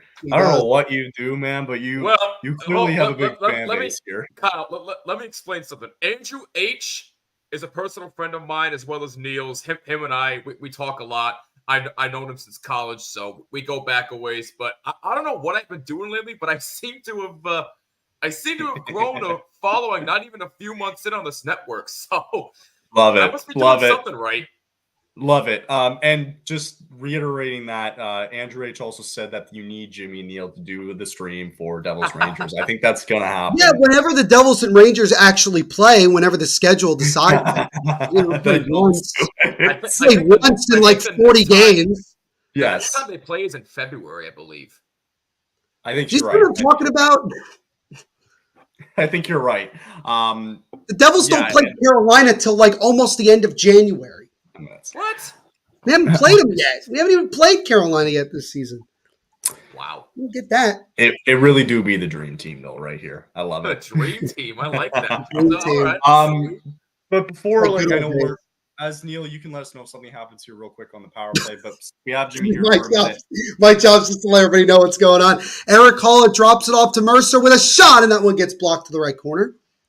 Real quick, Jimmy, because I know we have you on. Any big plans for the holidays coming up? I know you're going live tomorrow night for Oilers and Rangers, but anything you want to share? Besides going live tomorrow, nothing really too exciting, to be honest. Just spending the weekend with actually a family that's coming in from out of town on Saturday, so that'll be nice after work. Nice. I'll be attending to that. Sunday, nothing really too special. I do the 7 fishes every year with my family for Christmas Eve, so that'll be awesome. And then Christmas Day, probably nothing at all. So Join the club. It's going to be a nice, relaxing Christmas. I feel like people don't celebrate Christmas Day anymore. No, They really do don't. not. Yeah, I feel like it's not a thing anymore. I feel like now the big everything is Christmas Eve. 9 minutes left, Sandal. Sorry, I just wanted to answer that. 9 minutes left. No, you're good. You're good. 9:35 and ticking to go here in our second period. Nice. I think we are February 22nd. I'm sorry, Kyle. That's the next time the Rangers and the Devils play, Andrew, right? Is that what you're trying to say? I believe that's the case. Yes. Okay. Yes, I think that's the case. So there you go. Okay. February 22nd. It seems like we're locked in for Rangers Devils. That's such a long ways away. That's so bad. I'm sorry. I gotta really tell bad. you, boys, too. It kind of feels like that if the Devils find a way to sneak into the playoffs, that we might be getting another rematch here. I still think they'll make the playoffs one way or the other. I'll take it. I'll gladly take it. Of course, you'll take it. I won't take it, but you'll take it. Yeah, Jimmy will hate it. Jimmy will predict that the Rangers will lose again. Did I not? What did I say last time? I said You Devils in 7, and what happened? No, you said 6. They won at 7. No, you said Devils in 6. You were being generous. Wait, did I say You were being generous. You thought the series was going to end in 6. I swear I said 7. I'll have to go. Look back at the and tape. What I said. Look at the tape. I don't have Look at the tape anymore. Yeah. That's awesome. So February 22nd, I'm assuming you guys will play 3 more times? Or not, this is counting the 3 more times. Once in New more. Jersey and still 2 times in the Garden. Okay, Yes. got it. Just making sure. So I'm sure there'll be a lot of that coming up, especially when they're in the Garden. I'm sure we'll be seeing more streams when you guys do it. And it feels like, to me, that it could be a setup if the Devils just sneak in and the Rangers going to stay where they are. Feels like it could be another first round match. Rigged. It's rigged. It's Yeah, rigged. I was going to say that. Yeah, the NHL saw what the NFL was doing and said, we want some of that. So that's what they're doing. Pretty much. Yeah. I love it. I don't know. We love you too, Andrew. It's all good. Love you too, Drew. That's awesome. Nothing there on the power play, right, Neil? Just 3 shots from Edmonton. Other than that, could not score. So the Oilers continuing to struggle on the power play, 0 for 2. They're showing on ESPN Jack Hughes shooting a puck from 50 yards out at MetLife Stadium and scoring a field goal. So there you go. Already better than Randy Bullock. Yeah. I don't know. That might be too soon. Anybody's better than Randy Bullock, let's be honest. Well, Randy Bullock's now out for the year. So whatever. Cade York is now the kicker for the Giants. They're third of the year. It was fine. Giants going to ruin my Christmas by it's Nick Jonas. Oh, yeah. Sorry, it's Kevin. Now, I don't know which one. It's Kevin Jonas. All right? Like, who cares? It's one of the 3. You were agitated That tonight. proves right there that Kevin Jonas is the forgotten Jonas brother because everybody focuses Kevin on is Joe the and Nick forgotten one. for whatever reason. Well, let's be honest. What he was forgotten in Camp Rock too. My point exactly. Just even worse. Not only it's one thing to be forgotten about in a boy band. It's another thing even in a movie that had all 3 of your brothers, you are the one that nobody remembers. You were behind Exactly the scenes because Nick Jonas was getting with what's her name? Who was the girl in that movie? Demi Lovato. Thank you. Who Demi Lovato just got engaged. Nobody cares, but I just felt like saying it out loud in public. Love I mean, hey, good for her, but still. That's right. Jimmy, shots are 23 to 15, by the way, in favor of Edmonton. So all of a sudden, guys, the shots on goal, the difference between 2 teams has now drastically favored Edmonton. They've really, ever since they let the Devils tie it, they've kind of been the better team over the last 7-8 minutes here. Who scored the tying goal for the Devils, by the way? That would be Jonas Siegenthaler, his first of the year and first since last April. Is this stat right? Speaking of Jonas. What stat is right? So for Edmonton, longest since last regulation win versus teams on the road. It says for New Jersey's February 19th, 2015. Yep, Edmonton hasn't beaten New Jersey since 2015 in regulation in Nope. New Jersey. Nope. Oh my! Wow. We have had the Oilers number, especially at home, for quite some time. It's a stat that I didn't even realize until last year that we had going for us. Wow. That's Didn't even crazy. realize it. Because you think about it, but again, doesn't that again just show you like it's Connor McDavid, Leon Draisaitl versus an entire NHL team every night? Basically. Thank you. Yes. So, Jimmy, what are your, because we're doing a Devils Oilers game tonight, what are your thoughts on the Devils season up to this point? you're asking a Rangers fan this, by the way. Yes, I am. I just want you to know where this might go. I am. Jimmy's Well, he gives good takes. Come on. Yeah. Thank you. No, he made one bad take. He made one bad take a couple of years ago that I still haven't forgiven him for. Which Hush up. I know where you're going here, Neil. Kyle needs to know this. Go ahead. Jimmy was actually pissed off that the Rangers got the number 1 overall pick. Yeah, He's actually mad about it. Yeah, I was. Wasn't even. Get right? Exactly. Why? Why? Because my argument with that team has been defense for a decade, and they drafted a winger. But turns out he's shutting me up right now, proving me wrong, which I am very happy about. So at this point, I do not care. It is true. Now he doesn't care.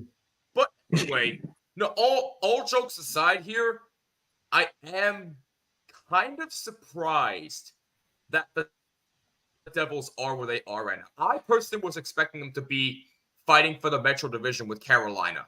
I was not expecting my own team to be at the top of the Metro. Nobody was expecting the Rangers to be on top of the Metro. But as far as the Devils are concerned, I mean, where are they at the time of the stream? Where are they? 6th place right now in the Metro? They are currently in 6th place, 2 points behind the Capitals, 3 behind Carolina. And as Kyle mentioned before, when we talk about it, Devils are only 5 points out of the top 3, with the Islanders currently tied with the Flyers for 2nd and 3rd, and the Rangers are in 1st with 45.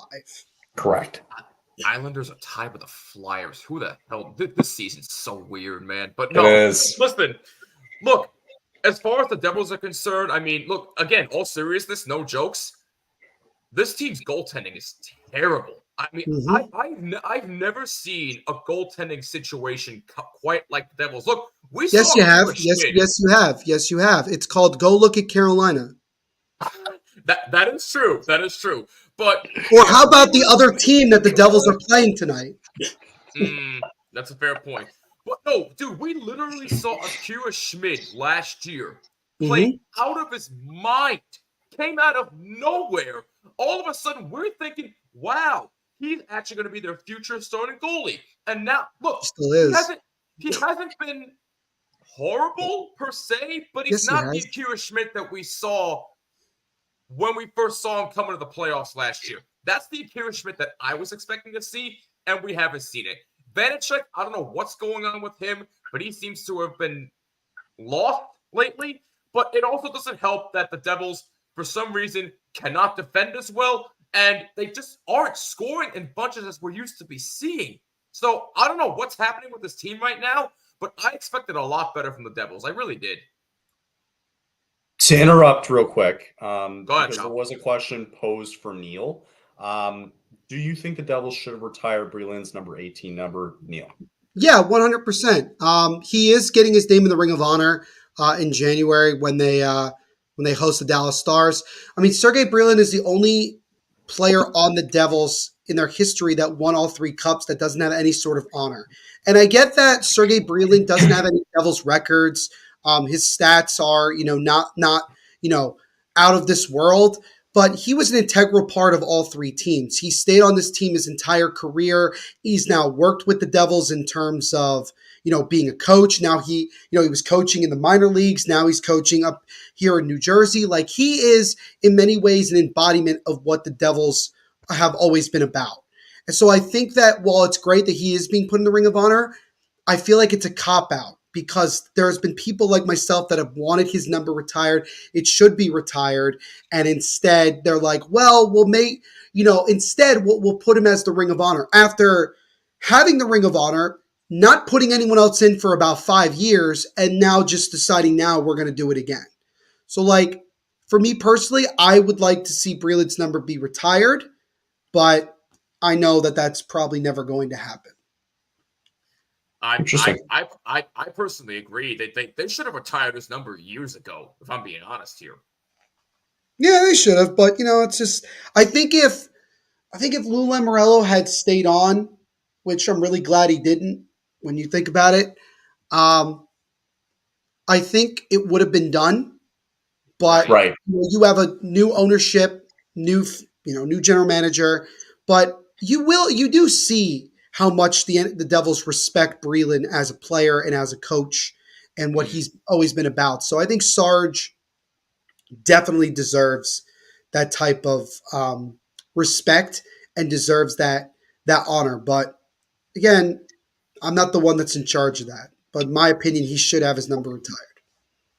I agree. 100%. Yep, I completely agree. Yeah, nice. Out of way. So as we're kind of nearing the end of the second period here, currently 2-2 between Edmonton and New Jersey. What have you seen so far, Neil? I saw that Jack Hughes got tripped and there was no penalty called. So there's that. No, I'm just kidding. That's so blatantly obvious. It's a tail as Brendan Smith with a shot that hit the post. Oh, Brendan Smith. He beat Picard, but he didn't beat the post. Oilers come back the other way as McLeod drops it over. Draisaitl has the puck on the right side. Gets it top of the point to Cody Ceci. Ceci with a wrist shot that gets blocked by Brendan Smith.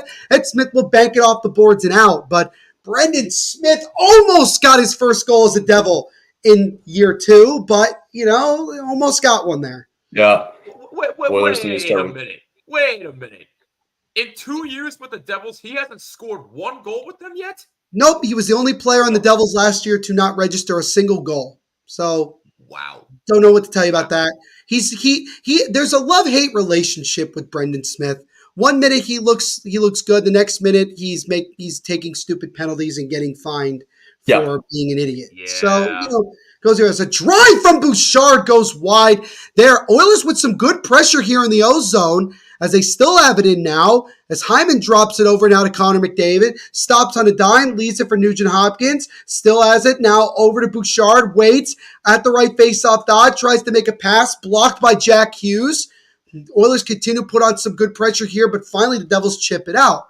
To go back to answering Kyle's question that I still haven't answered yet, this has been a tale of, I guess you would say, just momentum. It started with Edmonton. They set the tone. They got goals early, and they were able to cash in.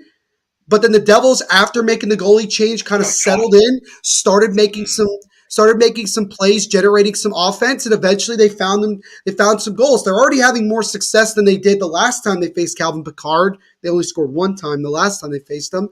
And so they've had some success here as now the Devils look to come the other way. Timo Meier intercepts it, still at the right side, drops it over to the right side, feeds it for a rebound, score!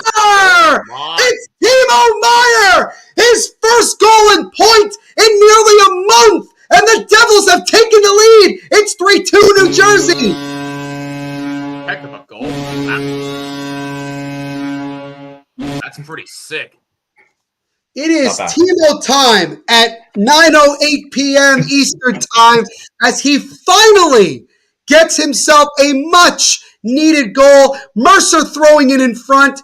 Meier got a piece of it, and it slowly rolled its way in to the back of the net. And the Devils now with 3 unanswered goals have come back from down 2-0 to now up 3-2. Am I doing a disservice for not doing the goal horn for Edmonton, by the way? No. Am I doing it? Oh, no. I might be biased, Kyle, but I'm not. I mean, okay. Jimmy, if you want, there is, I kind of made it a little earlier. I saw it was there. If you want to go look tomorrow when you get a chance, in background music, there is a goal horn one.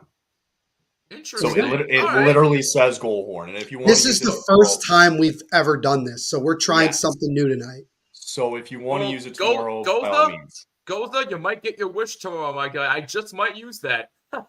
There you go. So there you go. 3-2. Danelle, the Jersey guy, I see you in the comments there as well. I am doing quite well. Hope you're doing well. Hope you'll be in the stream tomorrow, my man. Make sure to go check it out, guys. Rangers and Oilers tomorrow night at 7. But that goal by Timo Meier was long overdue. Over a month. He was long overdue for that one. I'm sure he has some relief as Draisaitl with a shot that gets blocked. Puck is still loose in front of the net, but now the Devils look to come the other way as now Simone Nemeth gets it over now to Nate Bastian. Bastian will then just flip it into the right corner where both teams will go after it. Fair. Andrew's asking where the Devils' goal horn is.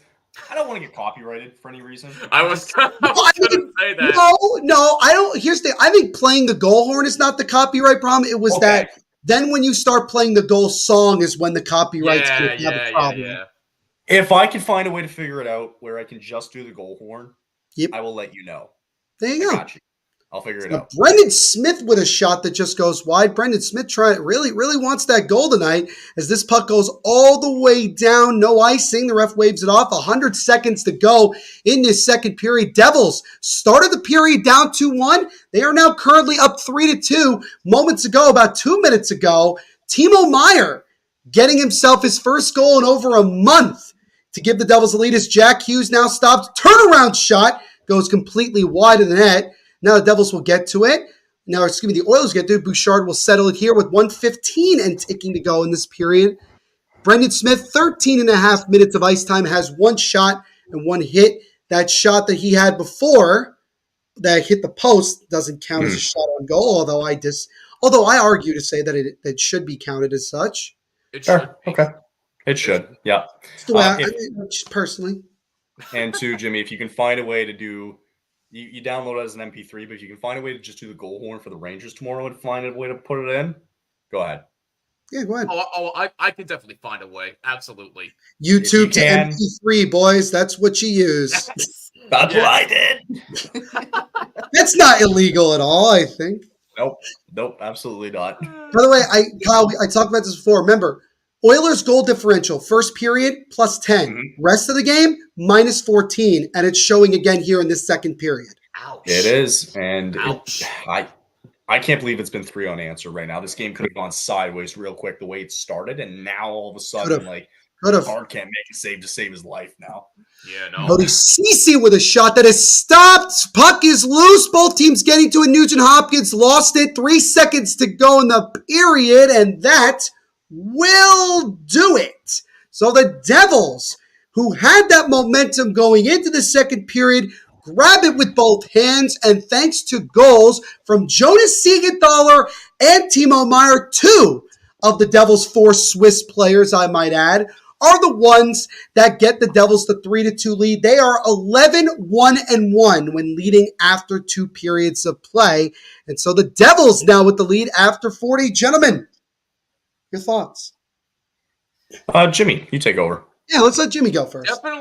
Definitely a much better effort from the Devils in this period. I didn't get to watch the full first period. All I do know is that they were down 2-0, which is not what you want against an Oilers team that, let's face it, started off terribly, and now all of a sudden they're playing a lot better ever since they got former Ranger minor league head coach Chris Knobloch, I should mind you. He used to be the coach for the Hartford Wolfpack, and now he's coaching the Edmonton Oilers. And hey, good for him. He seems to be having great success with this team so far, and I wish him the best. But ever since that coaching change, Edmonton has been playing a lot better. McDavid's starting to look more like himself, but even still, not what you want for the Devils. But from what I did see in the second period, it was definitely a much better effort. I definitely think the goalie change definitely helped spark a little bit of something in them. And, for Timo Meier, I mean, that was just long overdue. First point in over a month. I know he's been dealing with a bunch of injuries lately, and I think Andrew's saying, Timo hasn't really done much as he got the 8-year contract. I mean, that's a lie, but okay. I wouldn't say that. He has done things, but if you're talking about like this year, given the fact that he's been hurt, then okay, we can have a discussion. But even still, that's good for Timo Meier, good for the Devils. Let's hope they can close this out the right way and keep pace in this very tight, contested Metropolitan Division this season. Shockingly. I love it. I'll finish that by adding I was very wrong early on when I thought they pulled Akira Schmidt early. Clearly, that hasn't been the case. Vanacek has shut the door, so they shut the door on my face on that take, and Neil probably does as well too. So I'll give them credit where credit is due. Yeah, overall, it's been a great second period, and they've been finding ways to beat. The Leafs are losing to the Sabres 6-3. Really? Yeah, you read that. Yeah, you read that right. That's for sure happening. Right. The Leafs are good. The Leafs are going to leave. Yeah, Neil, why don't you give us your thoughts on the second, and we'll take us to break, and we'll come back. Yeah, really quick from Edmonton's perspective, I think they took their foot off the gas. I think going back to that first period, I think after they went up 2-0. I think they felt kind of fat and happy that they thought they were going to roll over and they thought the Devils were going to roll over and just give up. I think putting in Vanacek at the time that Lindy Ruff did was the exact perfect time to do that. He didn't want to let it get to 3-0, didn't want to put in that situation, and I think he so far has made the right move. Devils put on some pressure at the end of that first period, got a goal, got the momentum, and then they started this period off, 3/4 of it, like a house on fire, and just kept peppering Calvin Pickard, and eventually some grimy goals, getting people in front of the net, causing a lot of problems for Calvin Pickard is what ultimately resulted in them getting those 2 goals. And so I will say this, however, after the Devils tied it up at 2, the Oilers, in terms of shots on goal and overall just getting aggressive, it favored Edmonton. So it sucks that they're down 3-2, but they have been playing better of late, and now it's 7-3. So that game is stupid. Yeah, it is. That game is just stupid. But I think overall, if you're the Devils, you got to feel good, but job's not done. You gotta keep this pressure. This was good. I want more of this. And make it easier on Vitek Vanacek. I'm seeing too many opportunities where it's point blank. You're not putting enough pressure in the slot, and you're forcing your goaltender to have to kind of make a big time save. And I mean, again, Vitek's been strong, but at any moment, especially with the inconsistency, at any moment it could implode. But you just gotta keep playing the way you were playing throughout the end of that first period, most of the second period, and you're gonna find a way to win this game. I think you have Edmonton somewhat on the ropes right now, but got to keep putting the pressure on regardless. Love it. That's the way I look at it. So, on that note, I think it is time for us to step aside before we get into our second intermission, and we will step aside to get another word from our sponsors.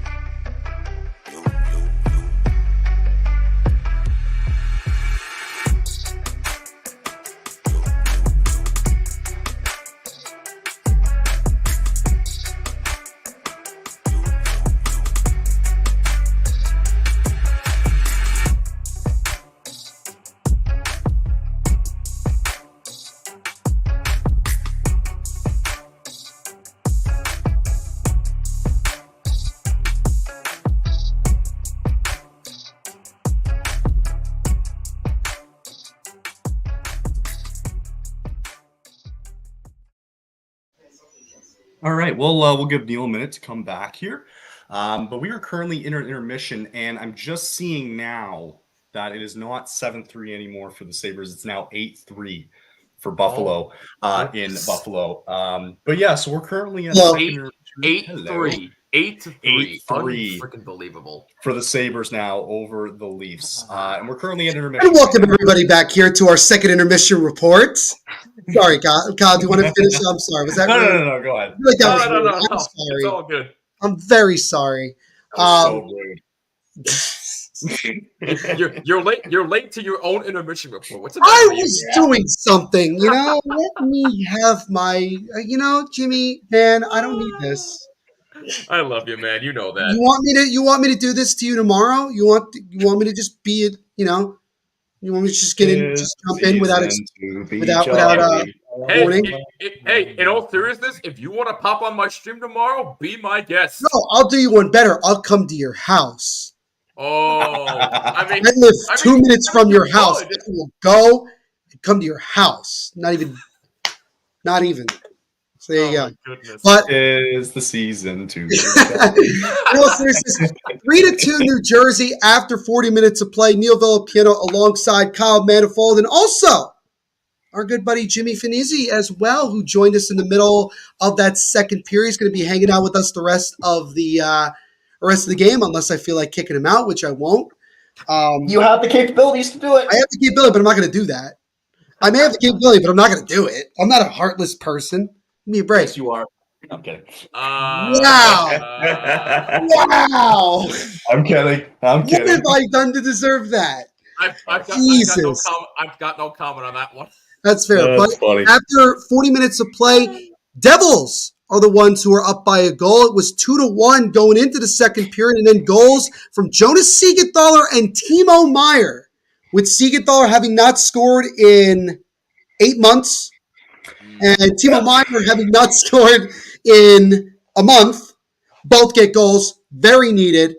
And yeah, both teams now have had a lead after a period of play. Gentlemen, I think we're in for a really good finish to this one. I don't think the Oilers are going to go away quietly. I think it's going to be it's going to be an exciting third period, especially with the way that the Oilers were peppering them a little bit there in the second period. And I expect them to find a way to respond here in the third night. I don't think they'll go down quietly. I'll get your take in a second, Jimmy, but I thought I'd just run down because RJ is very kind enough to give us updates around the score. RJ's all the man. around the league. He is. So I just thought I'd just give him an appreciation to show that we do care and appreciate him doing this. So to update people around the league, we have the Lightning who came back down, I think, 2 or 3-0 to the Golden Knights. They are now up 4-3 with 14 minutes and change left in the third. The Flyers and Predators are still tied at 2 here in the third period. It's the Blue Jackets and Capitals. Capitals up 2-1 with about 10 minutes there left in the third. On our other stream as well, too, right now, it is Carolina and Pittsburgh. Carolina has found a way to tie that game in the third period with about 8 and change left there in the third period. As we mentioned, the Sabres are currently up, not 6-3 anymore. Not 6-3. I have to find it because they updated it. No. Right here. It's 8. No, it's not. It's 9-3. It's 9-3. Oh my It's God. 9-3. I just got an update from Shayna Goldman of The Athletic. She just said it's 9-3. 9-3. My God. Okay, we'll get that update in a second. Should have done that game. Could have, should have, would have. You know what I'm saying? No, but like, would that have been funny for us, Kyle, as like blowout kings, for us to sit there and it's 9-3? Literally, last stream I did, Columbus pounded Buffalo 9-4. They pounded them. It was like Killing it was like freaking. It was 7-1. Buffalo was on the verge of a comeback. And Columbus was like, nah, 2 more goals. We'll put that icing on the cake. Like, there you go. Damn. We also did a game, too, where it was Calgary, Minnesota, and we were watching the Leafs come back against Columbus when they were down 5-0 in the third period. So I'll also say that. But Columbus still wins. Yes. And overtime. St. Louis currently up 3-1, though, over Florida here in the third period. The Canucks and Stars are currently playing. Canucks were up 1-0 and is now 2-1 Dallas. They're halfway through the second. The Wild are currently up 2-1 over the Montreal Canadiens. And in the late window, it's the Avalanche currently up 1-0 over the Ottawa Senators in the halfway through the first period there as well. And we will get an update, guys. It is actually 9-3 now, Buffalo over Toronto. Jimmy, your thoughts there as we enter the third period here with the Devils and the Oilers? I'm still stuck on the fact that it's 9-3. But anyway, no. Listen, in all seriousness, I do expect the third period to be a strong finish. The Oilers, yeah, I know they're not that good in second half of games goes up, but put that aside for a second. Like I said before, they are playing a lot better lately ever since the coaching change. I know that's not all of their problems solved in one hiring.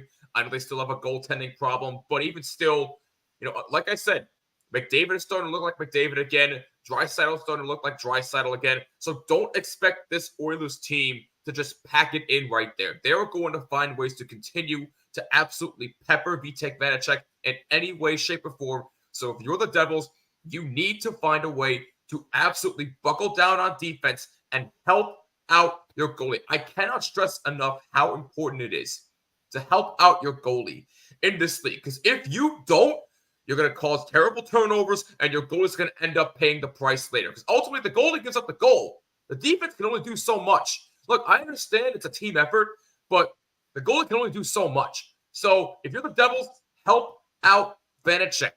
He can't bail you out every single night. They're one of the teams that has a goaltending problem. And part of the reason is that you're not defending that well. You got to help them out. That's the way you close out this game and get a much-needed win. Very well said. Neil, respond. I mean, again, talking about it from Edmonton's perspective, again, they just let their foot off the gas. I think they really just didn't. I don't want to say they didn't respect the Devils, but I think they kind of felt that with Schmidt being that bad right away, that they felt, oh, well, this is going to be a breeze.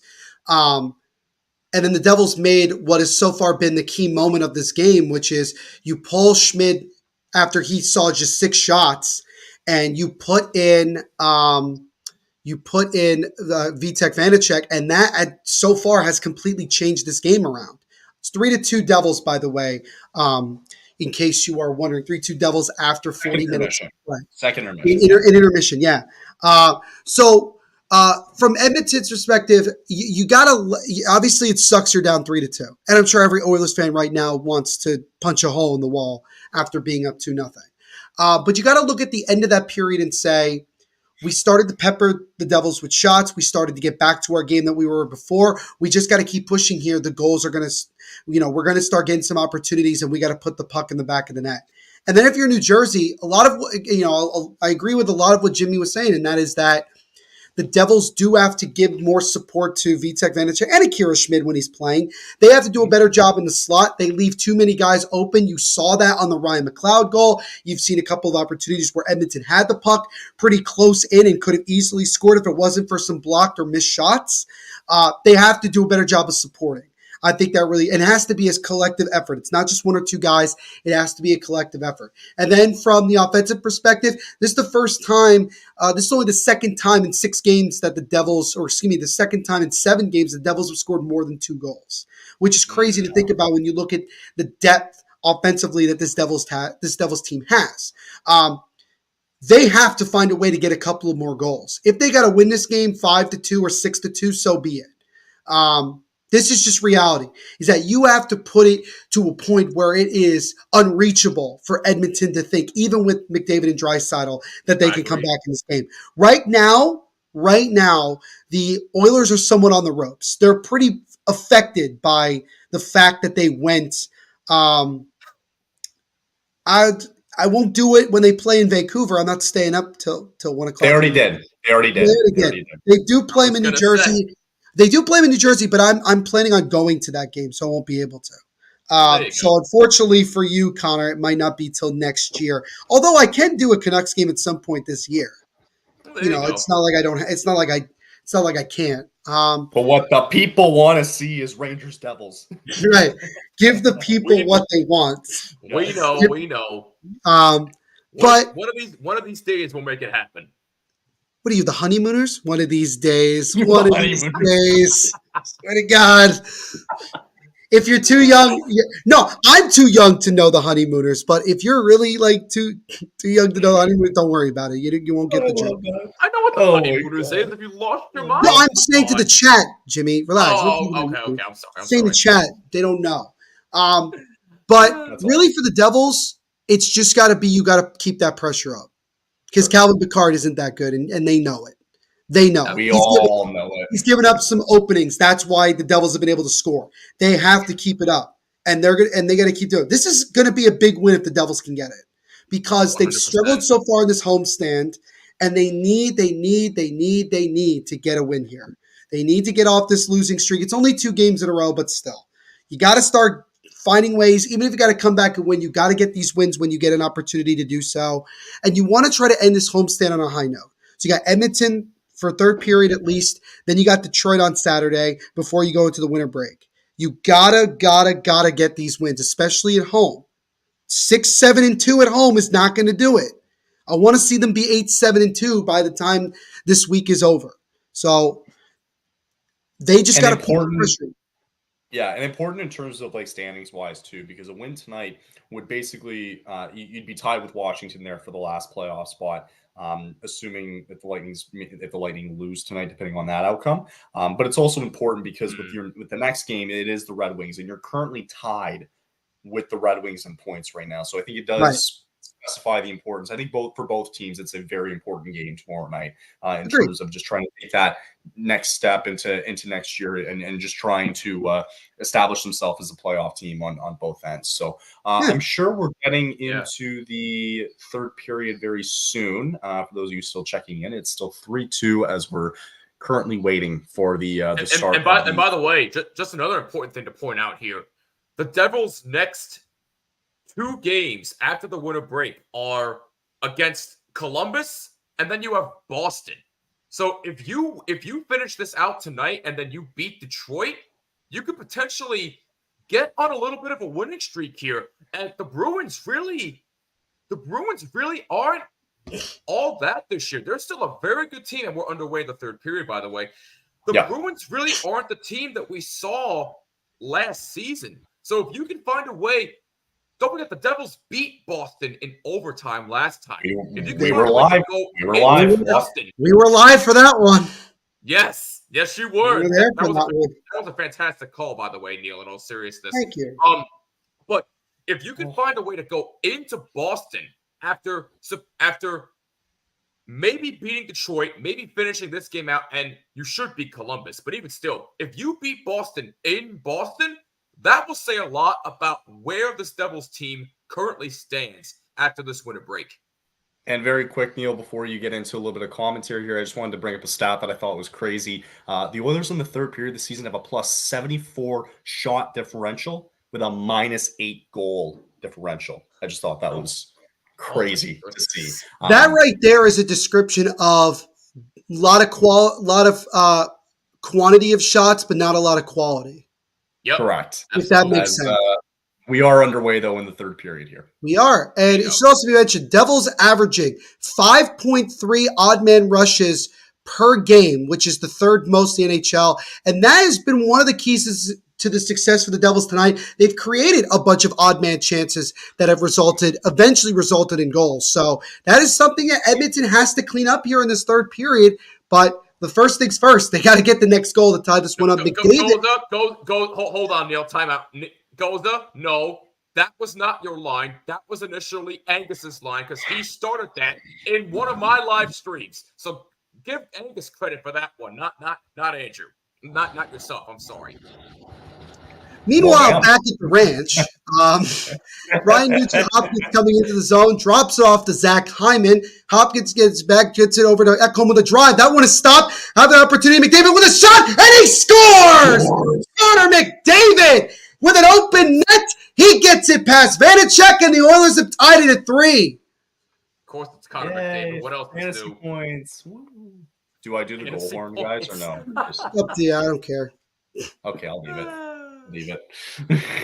So, it was just a blocked shot in front. Siegenthaler got a good block, and then he lost his balance, and Vanacek fell down. Zach Hyman with kind of a good screen. And, just unfortunate there. Siegenthaler kind of gets in the way and ends up interfering with Vanacek, and then McDavid just easily into the empty net.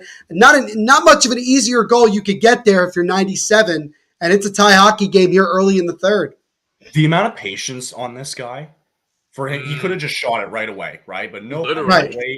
Because it's like he doesn't think anybody's around him. He's just like, I'm in my own world here, and I'm just going to wait until it opens up more. That was crazy. But Kyle, this is what we were talking about at intermission. Like we said, do not expect Edmonton to go away quietly. And all of a sudden, McDavid, out of all people, who else ties this game? And, again, if you're the Devils, like we said, buckle down and get the next goal and close this out. It's important for you if you want to keep pace in this division here. Also, goal predictions, too, are getting pretty good. I had 4-3 Devils early on. We had Liam 5-3 for the Oilers. We had Gozo who said 5-4. And Leon Draisaitl with a backhander, and he scores! Leon Draisaitl and the Oilers are back in front. It's 4-3. No way. Me. You Draisaitl. Less than 2 minutes, or a little more than 2 minutes into the period, the Oilers now have the lead back. Wow. It's just like the first period.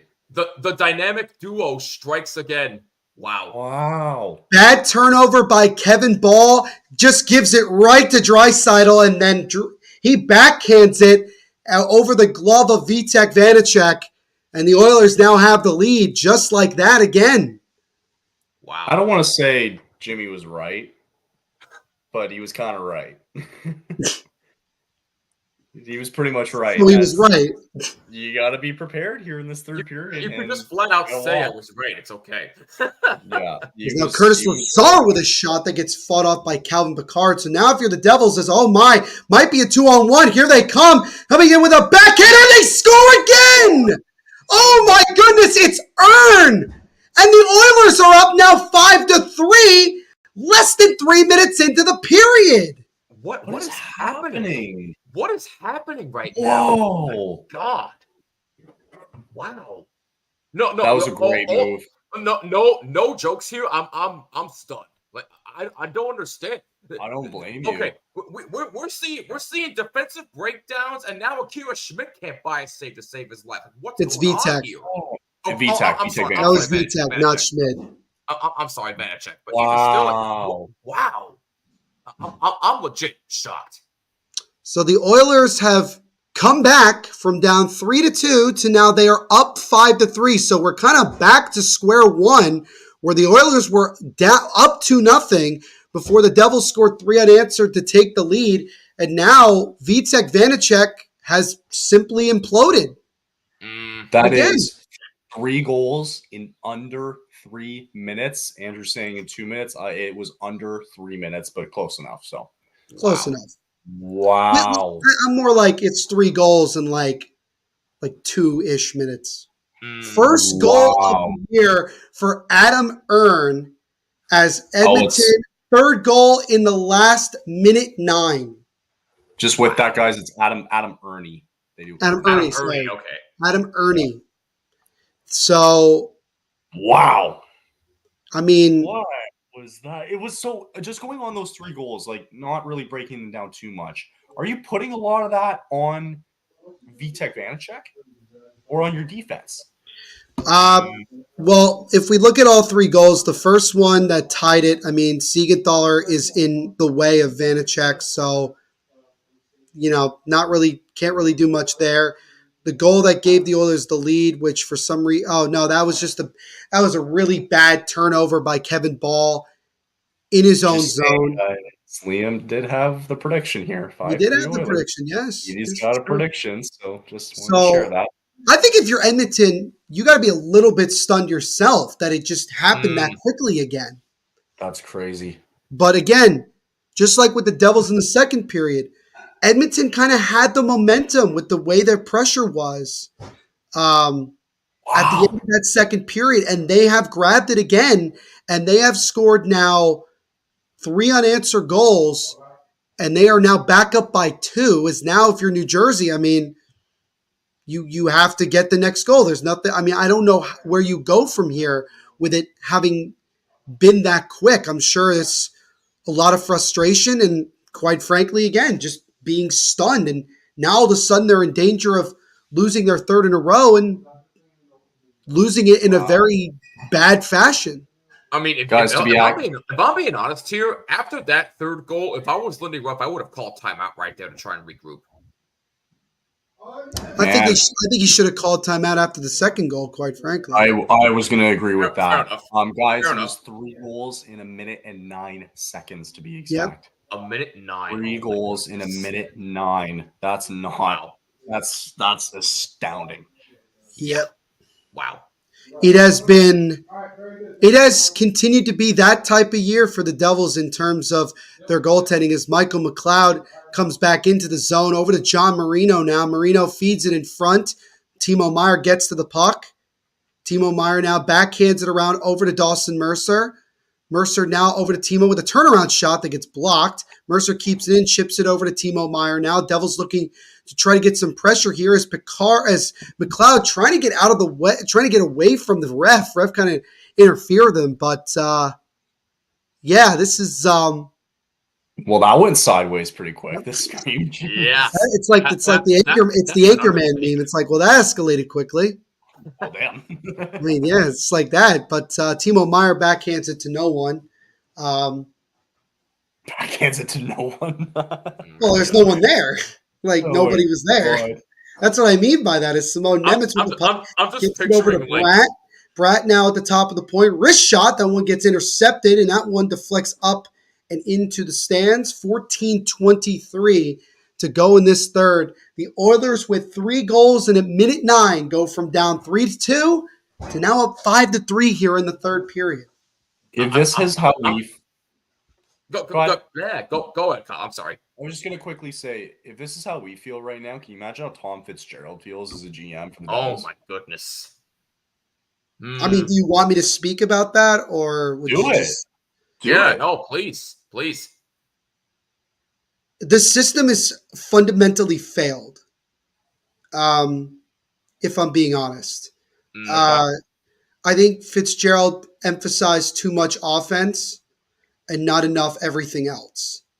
Yep. I think he felt that Vitek and Schmid, despite how they struggled in the playoffs, was going to be able to have the success again like they did in the regular season the year before.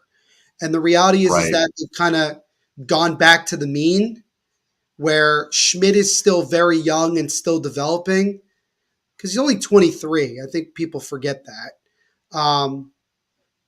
Vitek is a career backup or even a fringe backup at this point.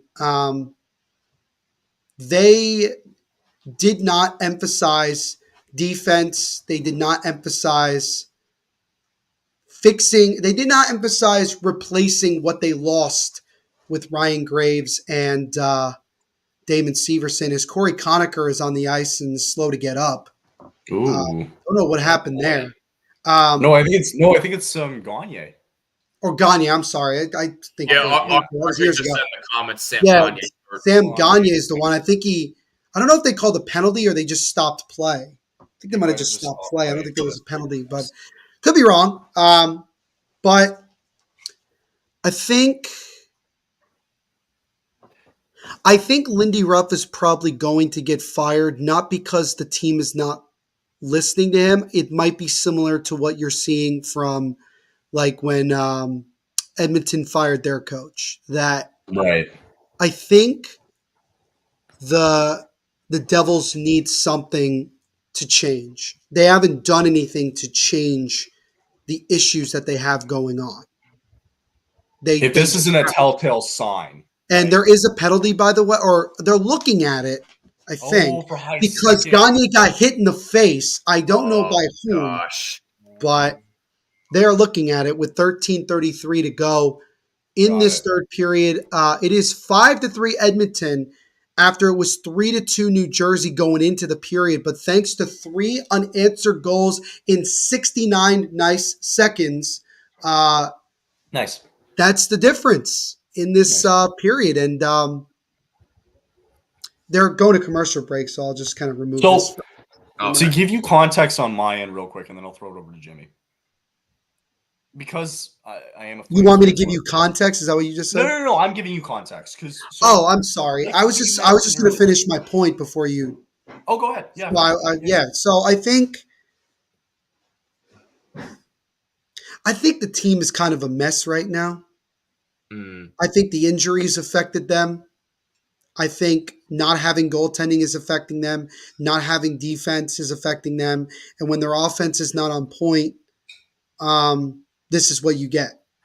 Right. You get a team that, despite the season's not over by any means, they're only a couple points out of a playoff spot, needs a wake-up call. I don't know what that is. I don't know if it's trading someone significant to make a move. Although I don't think trading someone significant is the thing to do. I think Lindy Ruff, I think he doesn't know what to do. And he's kind of been put somewhat in a bad situation. Because he can only coach the team that he has, right? Right. He's not the one that chose to not bring back Graves or Severson or not go after a goaltender in the offseason. Oh, and guys, sorry, we're just wondering that the game's clearly not over yet. It's still lots of time. It feels like it, but it's not over yet. As the late great Yogi Berra said, it ain't over till it's over. Facts. I'm going to jump in real quick because I just by the way, I just want to say really quickly here. I think it actually might be Desharnais' stick that got up and hit Gagne in the face. It might have been. Let's see here again on the replay. Yep. Yeah. No, right. It was Gagne. It was Desharnais. So it was Desharnais. But to relay a point that you just made earlier, and then I'll throw it over to Jimmy. Yeah, go ahead. You're right. Like they've been focusing more on offense, and because I'm a Flames fan, I'm going to go back to the trade here, right? And it says a lot. Okay, please. With the Toffoli and Sharangovich trade, Sharangovich and Toffoli are pretty damn close in points. You got 18. I think it's 19 points, 11 goals for Sharangovich, and Toffoli has like 22. Right, or something like that. Very close in points. So it's not like you're seeing this so far, and it's like, okay, well, you're getting pretty much the same production. So you wonder, like, did they need more offensive structure going into this season where, like you mentioned, like you need to focus your points elsewhere, right? Right. And maybe they did need that extra boost with Tyler Toffoli. And I mean, hey, so far he's put up 22 points this year, so good for him. But to your point, Neil, like you need to put more emphasis around your entire team and not just up front. Right? You don't want to look like Edmonton with two guys up front that are carrying your team. Clearly, that hasn't been the case tonight, I don't think. But throughout the long season, you don't want that to be the case. So, Jimmy, what are your thoughts? Well, that goes back to my point about how important playing defense is, especially in front of your goaltender. And it clearly showed with 3 goals in a minute and 9 seconds. There was just a collapse. Granted, Vanacek should have had a couple of those goals, but at the end of the day, your defense is not playing well at all. You're still committing terrible turnovers, and that's pretty much how it goes. So, I do agree in a sense that you do need to improve on the offensive spectrum, but at the same time, it's a full team effort. You can't just improve in one area and expect it to be all okay. No, that's not how sports works. You improve in all areas of the game so you have a complete team effort out on the field or ice every single damn night that you play. Period. No excuses. Neil, I had to laugh because I have a really funny meme for you. Go ahead. Meme where it's like, oh my God, it's one of the what's his name? James Franco in the meme when he's got the the thing around his neck and it's like first time. That's how I feel. The news, yeah. It's your first time. News, yeah. I know what you're talking about. And I stare at you with your Devils logo and I'm like, first time. Yeah, I know. Yeah. I mean, as much as you don't want to see your team lose, especially when you're a team that's trying to win and trying to win a Stanley Cup, in a weird kind of sick way, you want to have these losses happen because then it forces the people at the top to really actually make a change. Forces your hand, correct? Yeah. Forces the hand. You're Tom Fitzgerald. Oh boy, as Ryan McLeod takes a shot and he scores. Ryan McLeod with his second goal of the night. It is 4 unanswered goals, and it is 6-3 Edmonton. This is getting way out of hand. That's not on Vanacek. That's not on Vanacek. Way too many turnovers. This is a horrible effort. I'm sorry. This is horrible. That's not on Vanacek. That's Luke Hughes for not controlling that puck. No way. That's crazy. Yeah, that was on Luke. That was plain and simple on Luke. Vanacek what the hell is Vanacek supposed to do? In all honesty, nothing. what is he Nothing. supposed to do? You're right. Absolutely. You're right. Yeah, it's been wild. I want to just bring up real quick because we've been having a lot of comments and I haven't been doing my job here. Just wanted to give you guys quick updates. Lightning currently won 5-4, or they were winners tonight over Vegas 5-4 in Tampa Bay. Nashville ended up doubling up on Philly to make it 4-2 as they win there. Thank The you, Capitals. Nashville. Capitals were winners in overtime, 3-2. Carolina and Pittsburgh were in a shootout, and we do actually have a winner. It is Pittsburgh winning in a shootout 2-1. As the other stream just ended with our Canes and Penguins guys on that end. So thank you guys for doing that stream. The Blues were 4-1 winners over the Panthers, and it is a final in Buffalo, guys. It was 9-3 for the Buffalo Sabres on that, and I just wanted to bring all that up. Steve Dangle's probably crying in a corner somewhere before doing his LFR video. Boy, that's gonna be a tough one tonight. You're a goaltender, 10 the goal. If you're a goaltender, 10 the goal. I love Also it. mentioned, by the way, boys, Ryan McLeod, 2 goals tonight. He had 2 goals in 29 games before tonight. Oh my God. So, that's happening. So here and right now, the McLeod brothers have combined for 4 points in this game. So Michael McLeod has 2 assists, while Ryan McLeod has 2 goals. Right. So there's the real matchup of the night. And to not help with this a little more, the Oilers have had 7 shots on goal tonight in the third period. Have what, 7? 7 shots in the third period. And they scored 4. Seems about right. 4 goals. I mean, none of this surprises me. It surprises you guys only because, you guys don't watch the team every game, so I get it. Correct. Yeah. But, this doesn't surprise me because this is just what it's been. Right. And this is, rock bottom, I feel like, personally. I warned you guys, too, before the game started, or I warned Neil before at least it started, that this Oilers team can just go. They can click and they can go just like that, right?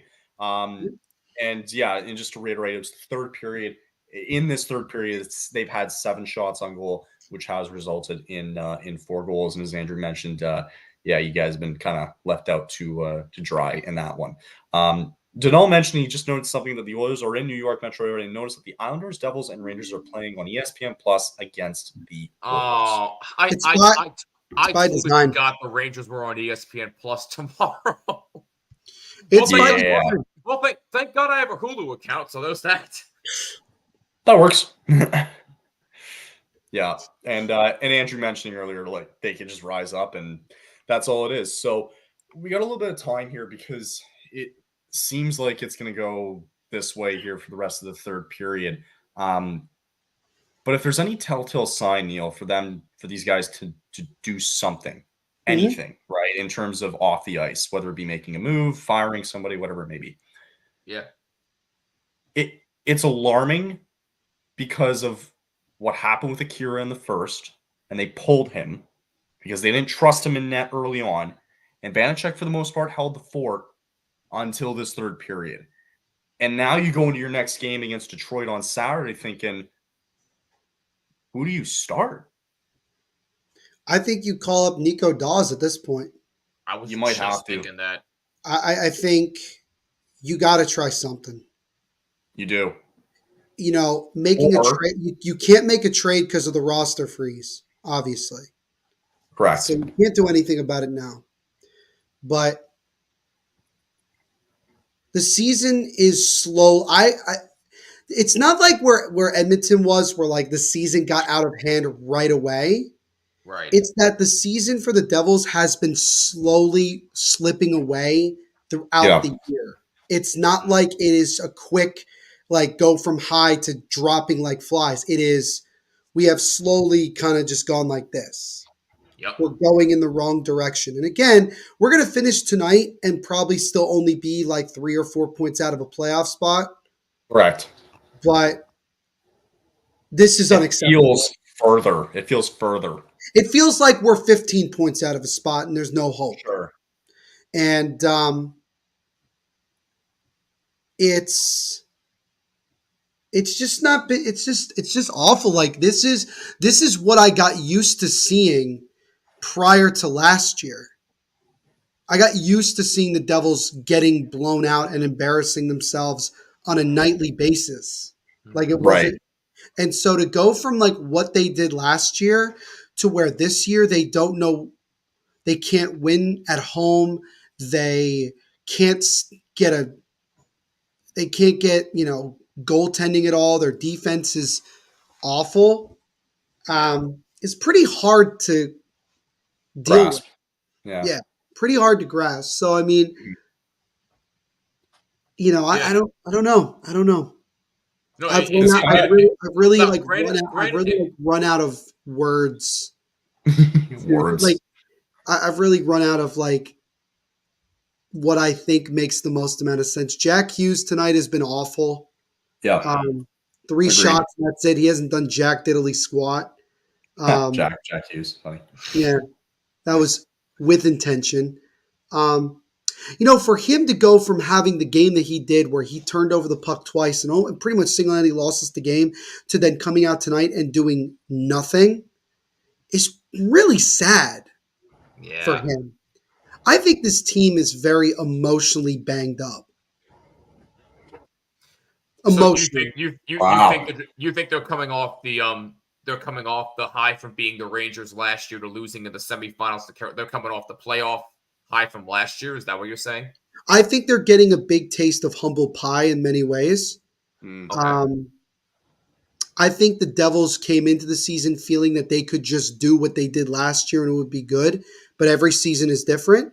I think the Devils have struggled with adversity at times. They've won some games that they should, that they needed to win. I think Tom Fitzgerald built the team this year like everything was going to be fine.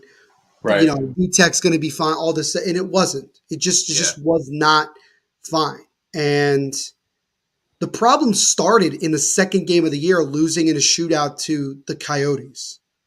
Which, I mean, granted, the Coyotes actually are in a playoff spot at this moment. So, I mean... Which I don't think anybody expected. No, but... No. I think where we're at right now with the Devils is we're at a breaking point. Like, at some point, the dam's going to break. And I think tonight it did. It really, like, at some point, you got to do something, right? And, man, I think I feel for you here because it really does. And it's not in a position you want to be because you have key pieces still with this team. You've got guys like Tyler Toffoli, who you just acquired, with a contract that's going to expire this offseason. And we don't know, again, what the rest of the year is going to look like for the Devils, blah, blah, blah.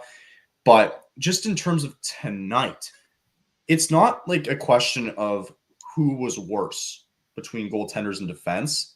It was a huge breakdown in the grand scheme of things. It was a massive defensive breakdown. Yep. Right? I agree. Like that's ultimately what it was. I think the offense kind of did their job and they did what they needed to do to have this lead going into the third period. But for that to happen defensively on all aspects, including your guys back there, that's unacceptable. It is completely unacceptable. You got it. And yeah, and you're right. I think the structure on defense is just not there. I think, you lose, and you can maybe on your side argue about maybe a guy like Damon Severson who goes the other way and doesn't sign with the Devils. You could argue his importance for this team. You could argue bringing in young guys like Luke Hughes and Simon Nemec to this team to see if they were able to fill in certain holes and whether they're ready for big time NHL minutes. Neil, you know more about this than I do, so I'm not going to say that I do. But just looking at it on a piece of paper, looking at this defensively, it seems that there's not enough experience yet on this team and not enough toughness, not enough smarts, really, even too, when it comes to tonight. Like, it just wasn't there, right? That's and then point. In goal, like, and just you got to play smart hockey at some point, right? You look at that 6th goal that just happened there with Luke Hughes, you can't give that up. You can't give up a bounce right out there to McLeod and then see you later. You got to be more aware, right? And even on the first goal tonight, too, that we saw, you can't have 3 guys all facing the puck on one side of the net and leave McLeod open, just sitting there at the post waiting for the puck, right? So it's a multitude of things, right? Mhm. There was times we looked at the goaltending tonight where it was a problem. They pulled Schmidt and Banachek let in some soft ones, and there's times where the defense just was not smart enough to be aware of the certain situations that was happening around them. So it's a tough spot, man, and I don't know what this team's going to be come deadline. I really don't. You don't know if they're going to be buyers or sellers. Who knows? Yeah. I mean, it's a. I think it's fair for everybody to panic as a fan because to have another game like this happen where the goaltending was just awful, the defense was just awful, and there was no they just folded like they did in this third period. It really makes you question the mental toughness of the guys that are on this team. It makes you question, are they really ready to compete? Maybe right now they're having one of those seasons where before they can, two steps, one step backwards, two step forwards, maybe. This season is not over by any means. We're not even halfway through the year. God, no. Absolutely not. It's just tough when we're now into late December and this piss poor play is still happening. You could be okay with it through October, and even maybe you could be okay with it through most of November. But now it's ridiculous that we're at this point. And nothing has changed. I just want to say with Nemitz, by the way, I know it's not really a big deal, but like Nemitz is up because of necessity. Right. He came up because Dougie got Hamilton. Correct. Yeah, I know. Fair Dougie's out. Tomas Nosek is out. Right. Timo's playing hurt. This is obvious. Jack Hughes got hurt at one point this year. Nico got hurt at one point this year. There's just a lot wrong from the start of the year to now. Injuries, poor play, poor goaltending. Structure is not there. The structure is not there at all. Right. And a lot of that is Tom Fitzgerald. A lot of that is Lindy Ruff. I mean, people laugh a lot about how Devils fans flipped out and said fire Lindy after 2 games last year, but I've often said if you experienced what the fans had experienced the past decade, why would have anybody thought that the season would have turned out the way that it did after going 0-2 to start the season? That's a good point. And finishing as the second worst team in the league the year before. Right. Like, why would anybody think that like it was going to change? Sure. I think if this year happened last year, I think Lindy Ruff would have been fired already. Absolutely. Right. I think it would have been over by now. It just doesn't, and I think Tom Fitzgerald is reluctant to fire Lindy Ruff because of this reason. Lindy Ruff is still the only coach Fitzgerald ever hired. And he might be just like, to fire him makes it seem like he failed, Tom Fitzgerald. But some GMs, man, they fire a coach, and it doesn't mean that they're going to get fired. Seen it plenty of times. Absolutely. I mean, Ray Shero didn't get fired from Pittsburgh when he fired Claude when he hired Dan Bylsma in the middle of the season in 2009. Right. They won the freaking cup that year. Yep. Right.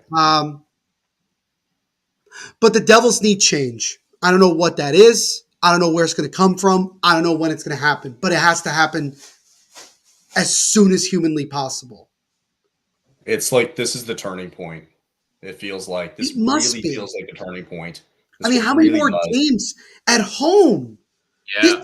They play great on the road. They have the second best road record in the NHL.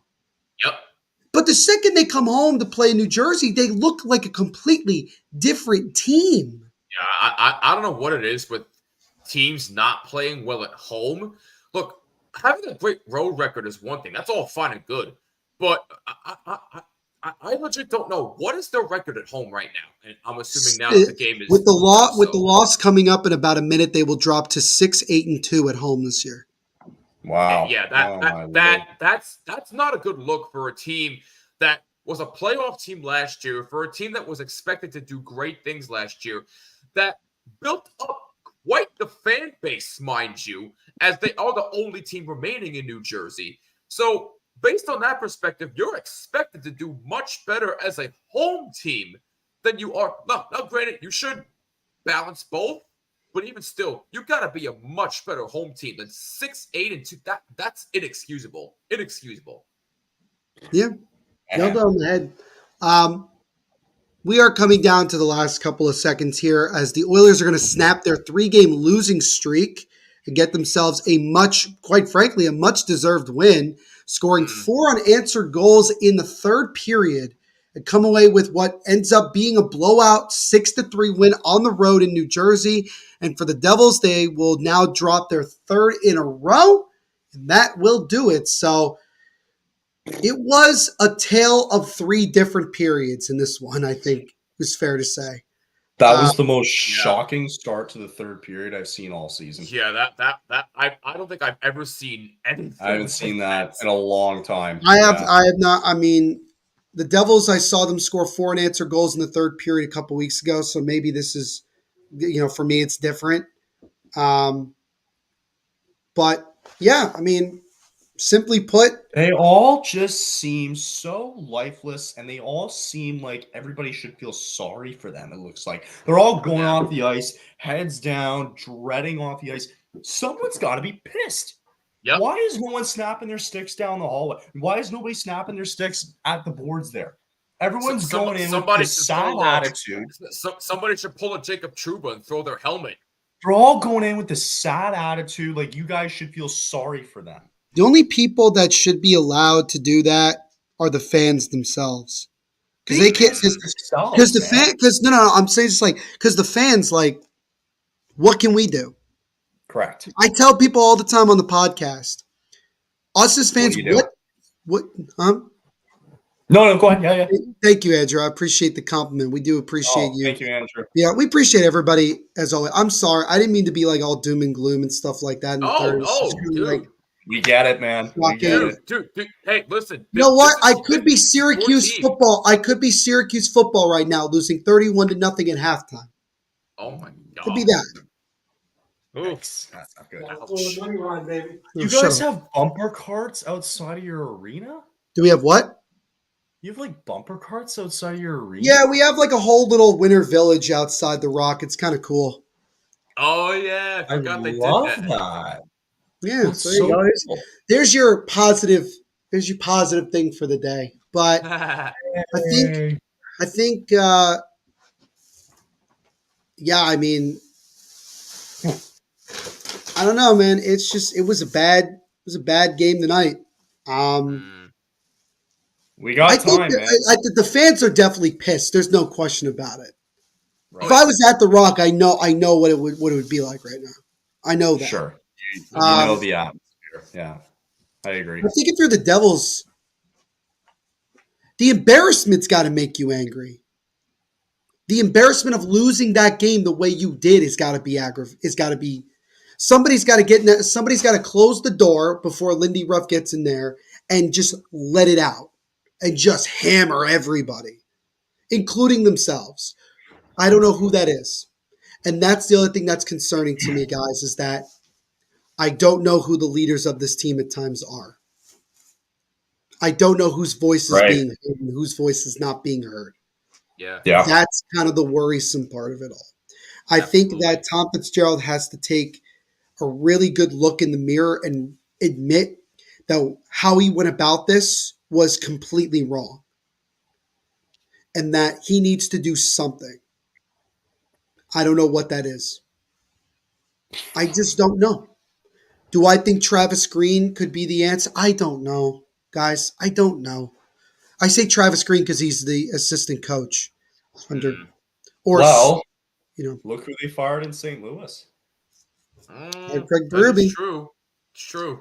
I think the Devils would be better off hiring someone outside the organization right now. I don't know. Gerard Gallant's available, but he sucks. Yeah. Jimmy can attest to that, right? Absolutely. You can attest to that. In all seriousness, I can 100%. Yeah. So that's pretty much it. Devils lose this one 6-3. They were up 3-2 going into the third period, and 4 unanswered goals later gives the Oilers what pretty much looked like a dominant 6-3 win, as the Oilers snapped their 3-game losing streak. Devils now have lost 3 in a row, and we will see what are the ramifications, if any, over the next 48 hours before the Devils get ready for Detroit. And our good buddy right here, Jimmy Finizzi, will be live here on THPN tomorrow as the Rangers take on these same Edmonton Oilers in the second of a back-to-back for Edmonton. And the Rangers will be at home, obviously, for that one. Jimmy, we look forward to you doing it. As always, we thank you for hanging out with us tonight, my friend. And we appreciate everybody joining us, regardless of whether you cared about the result or not. Whatever the case, we do appreciate you all hanging out with us. Kyle, as always, great job, my friend. And again, thank you all so much. Make sure to like this video, subscribe, and hit the notification bell so you get notified every time we go live. You'll get notified when Jimmy goes live less than 24 hours from now. You can also check out new episodes of NHL Weekly, which will come out. Kyle and I will be recording the World Juniors episode tomorrow, and it should be out potentially tomorrow. Yes, tomorrow as well. So it will be out tomorrow. It will be out tomorrow. It'll be out tomorrow, and you guys can get a preview of the World Junior Championships. It'll be a lot of fun to do that as well. Make sure to follow us on social medias at HockeyPodNet, both on Instagram and Twitter as well. And I just want to say, because this will be the last one that I do before the Christmas break, I want to wish everybody a happy holidays, a Merry Christmas. Everyone, enjoy it to the extent that you can. And thank you to everybody, as always, for hanging out with us. And we will see you. Thank you, Andrew. Appreciate it, man, as always. We will see you in the next live watch along. Once again, the final score from the Garden State. The Oilers with a come from behind 6-3 win over the New Jersey Devils. Kyle's pumped up because it's probably 1-0 Flames. Calgary scored, yeah. Yeah, right. 1-0 Flames. But everyone continue to be the awesome people that you are. And as we always say at the end of every live watch along, make sure to rock on. Have a good night and stay safe, everybody. Merry Christmas.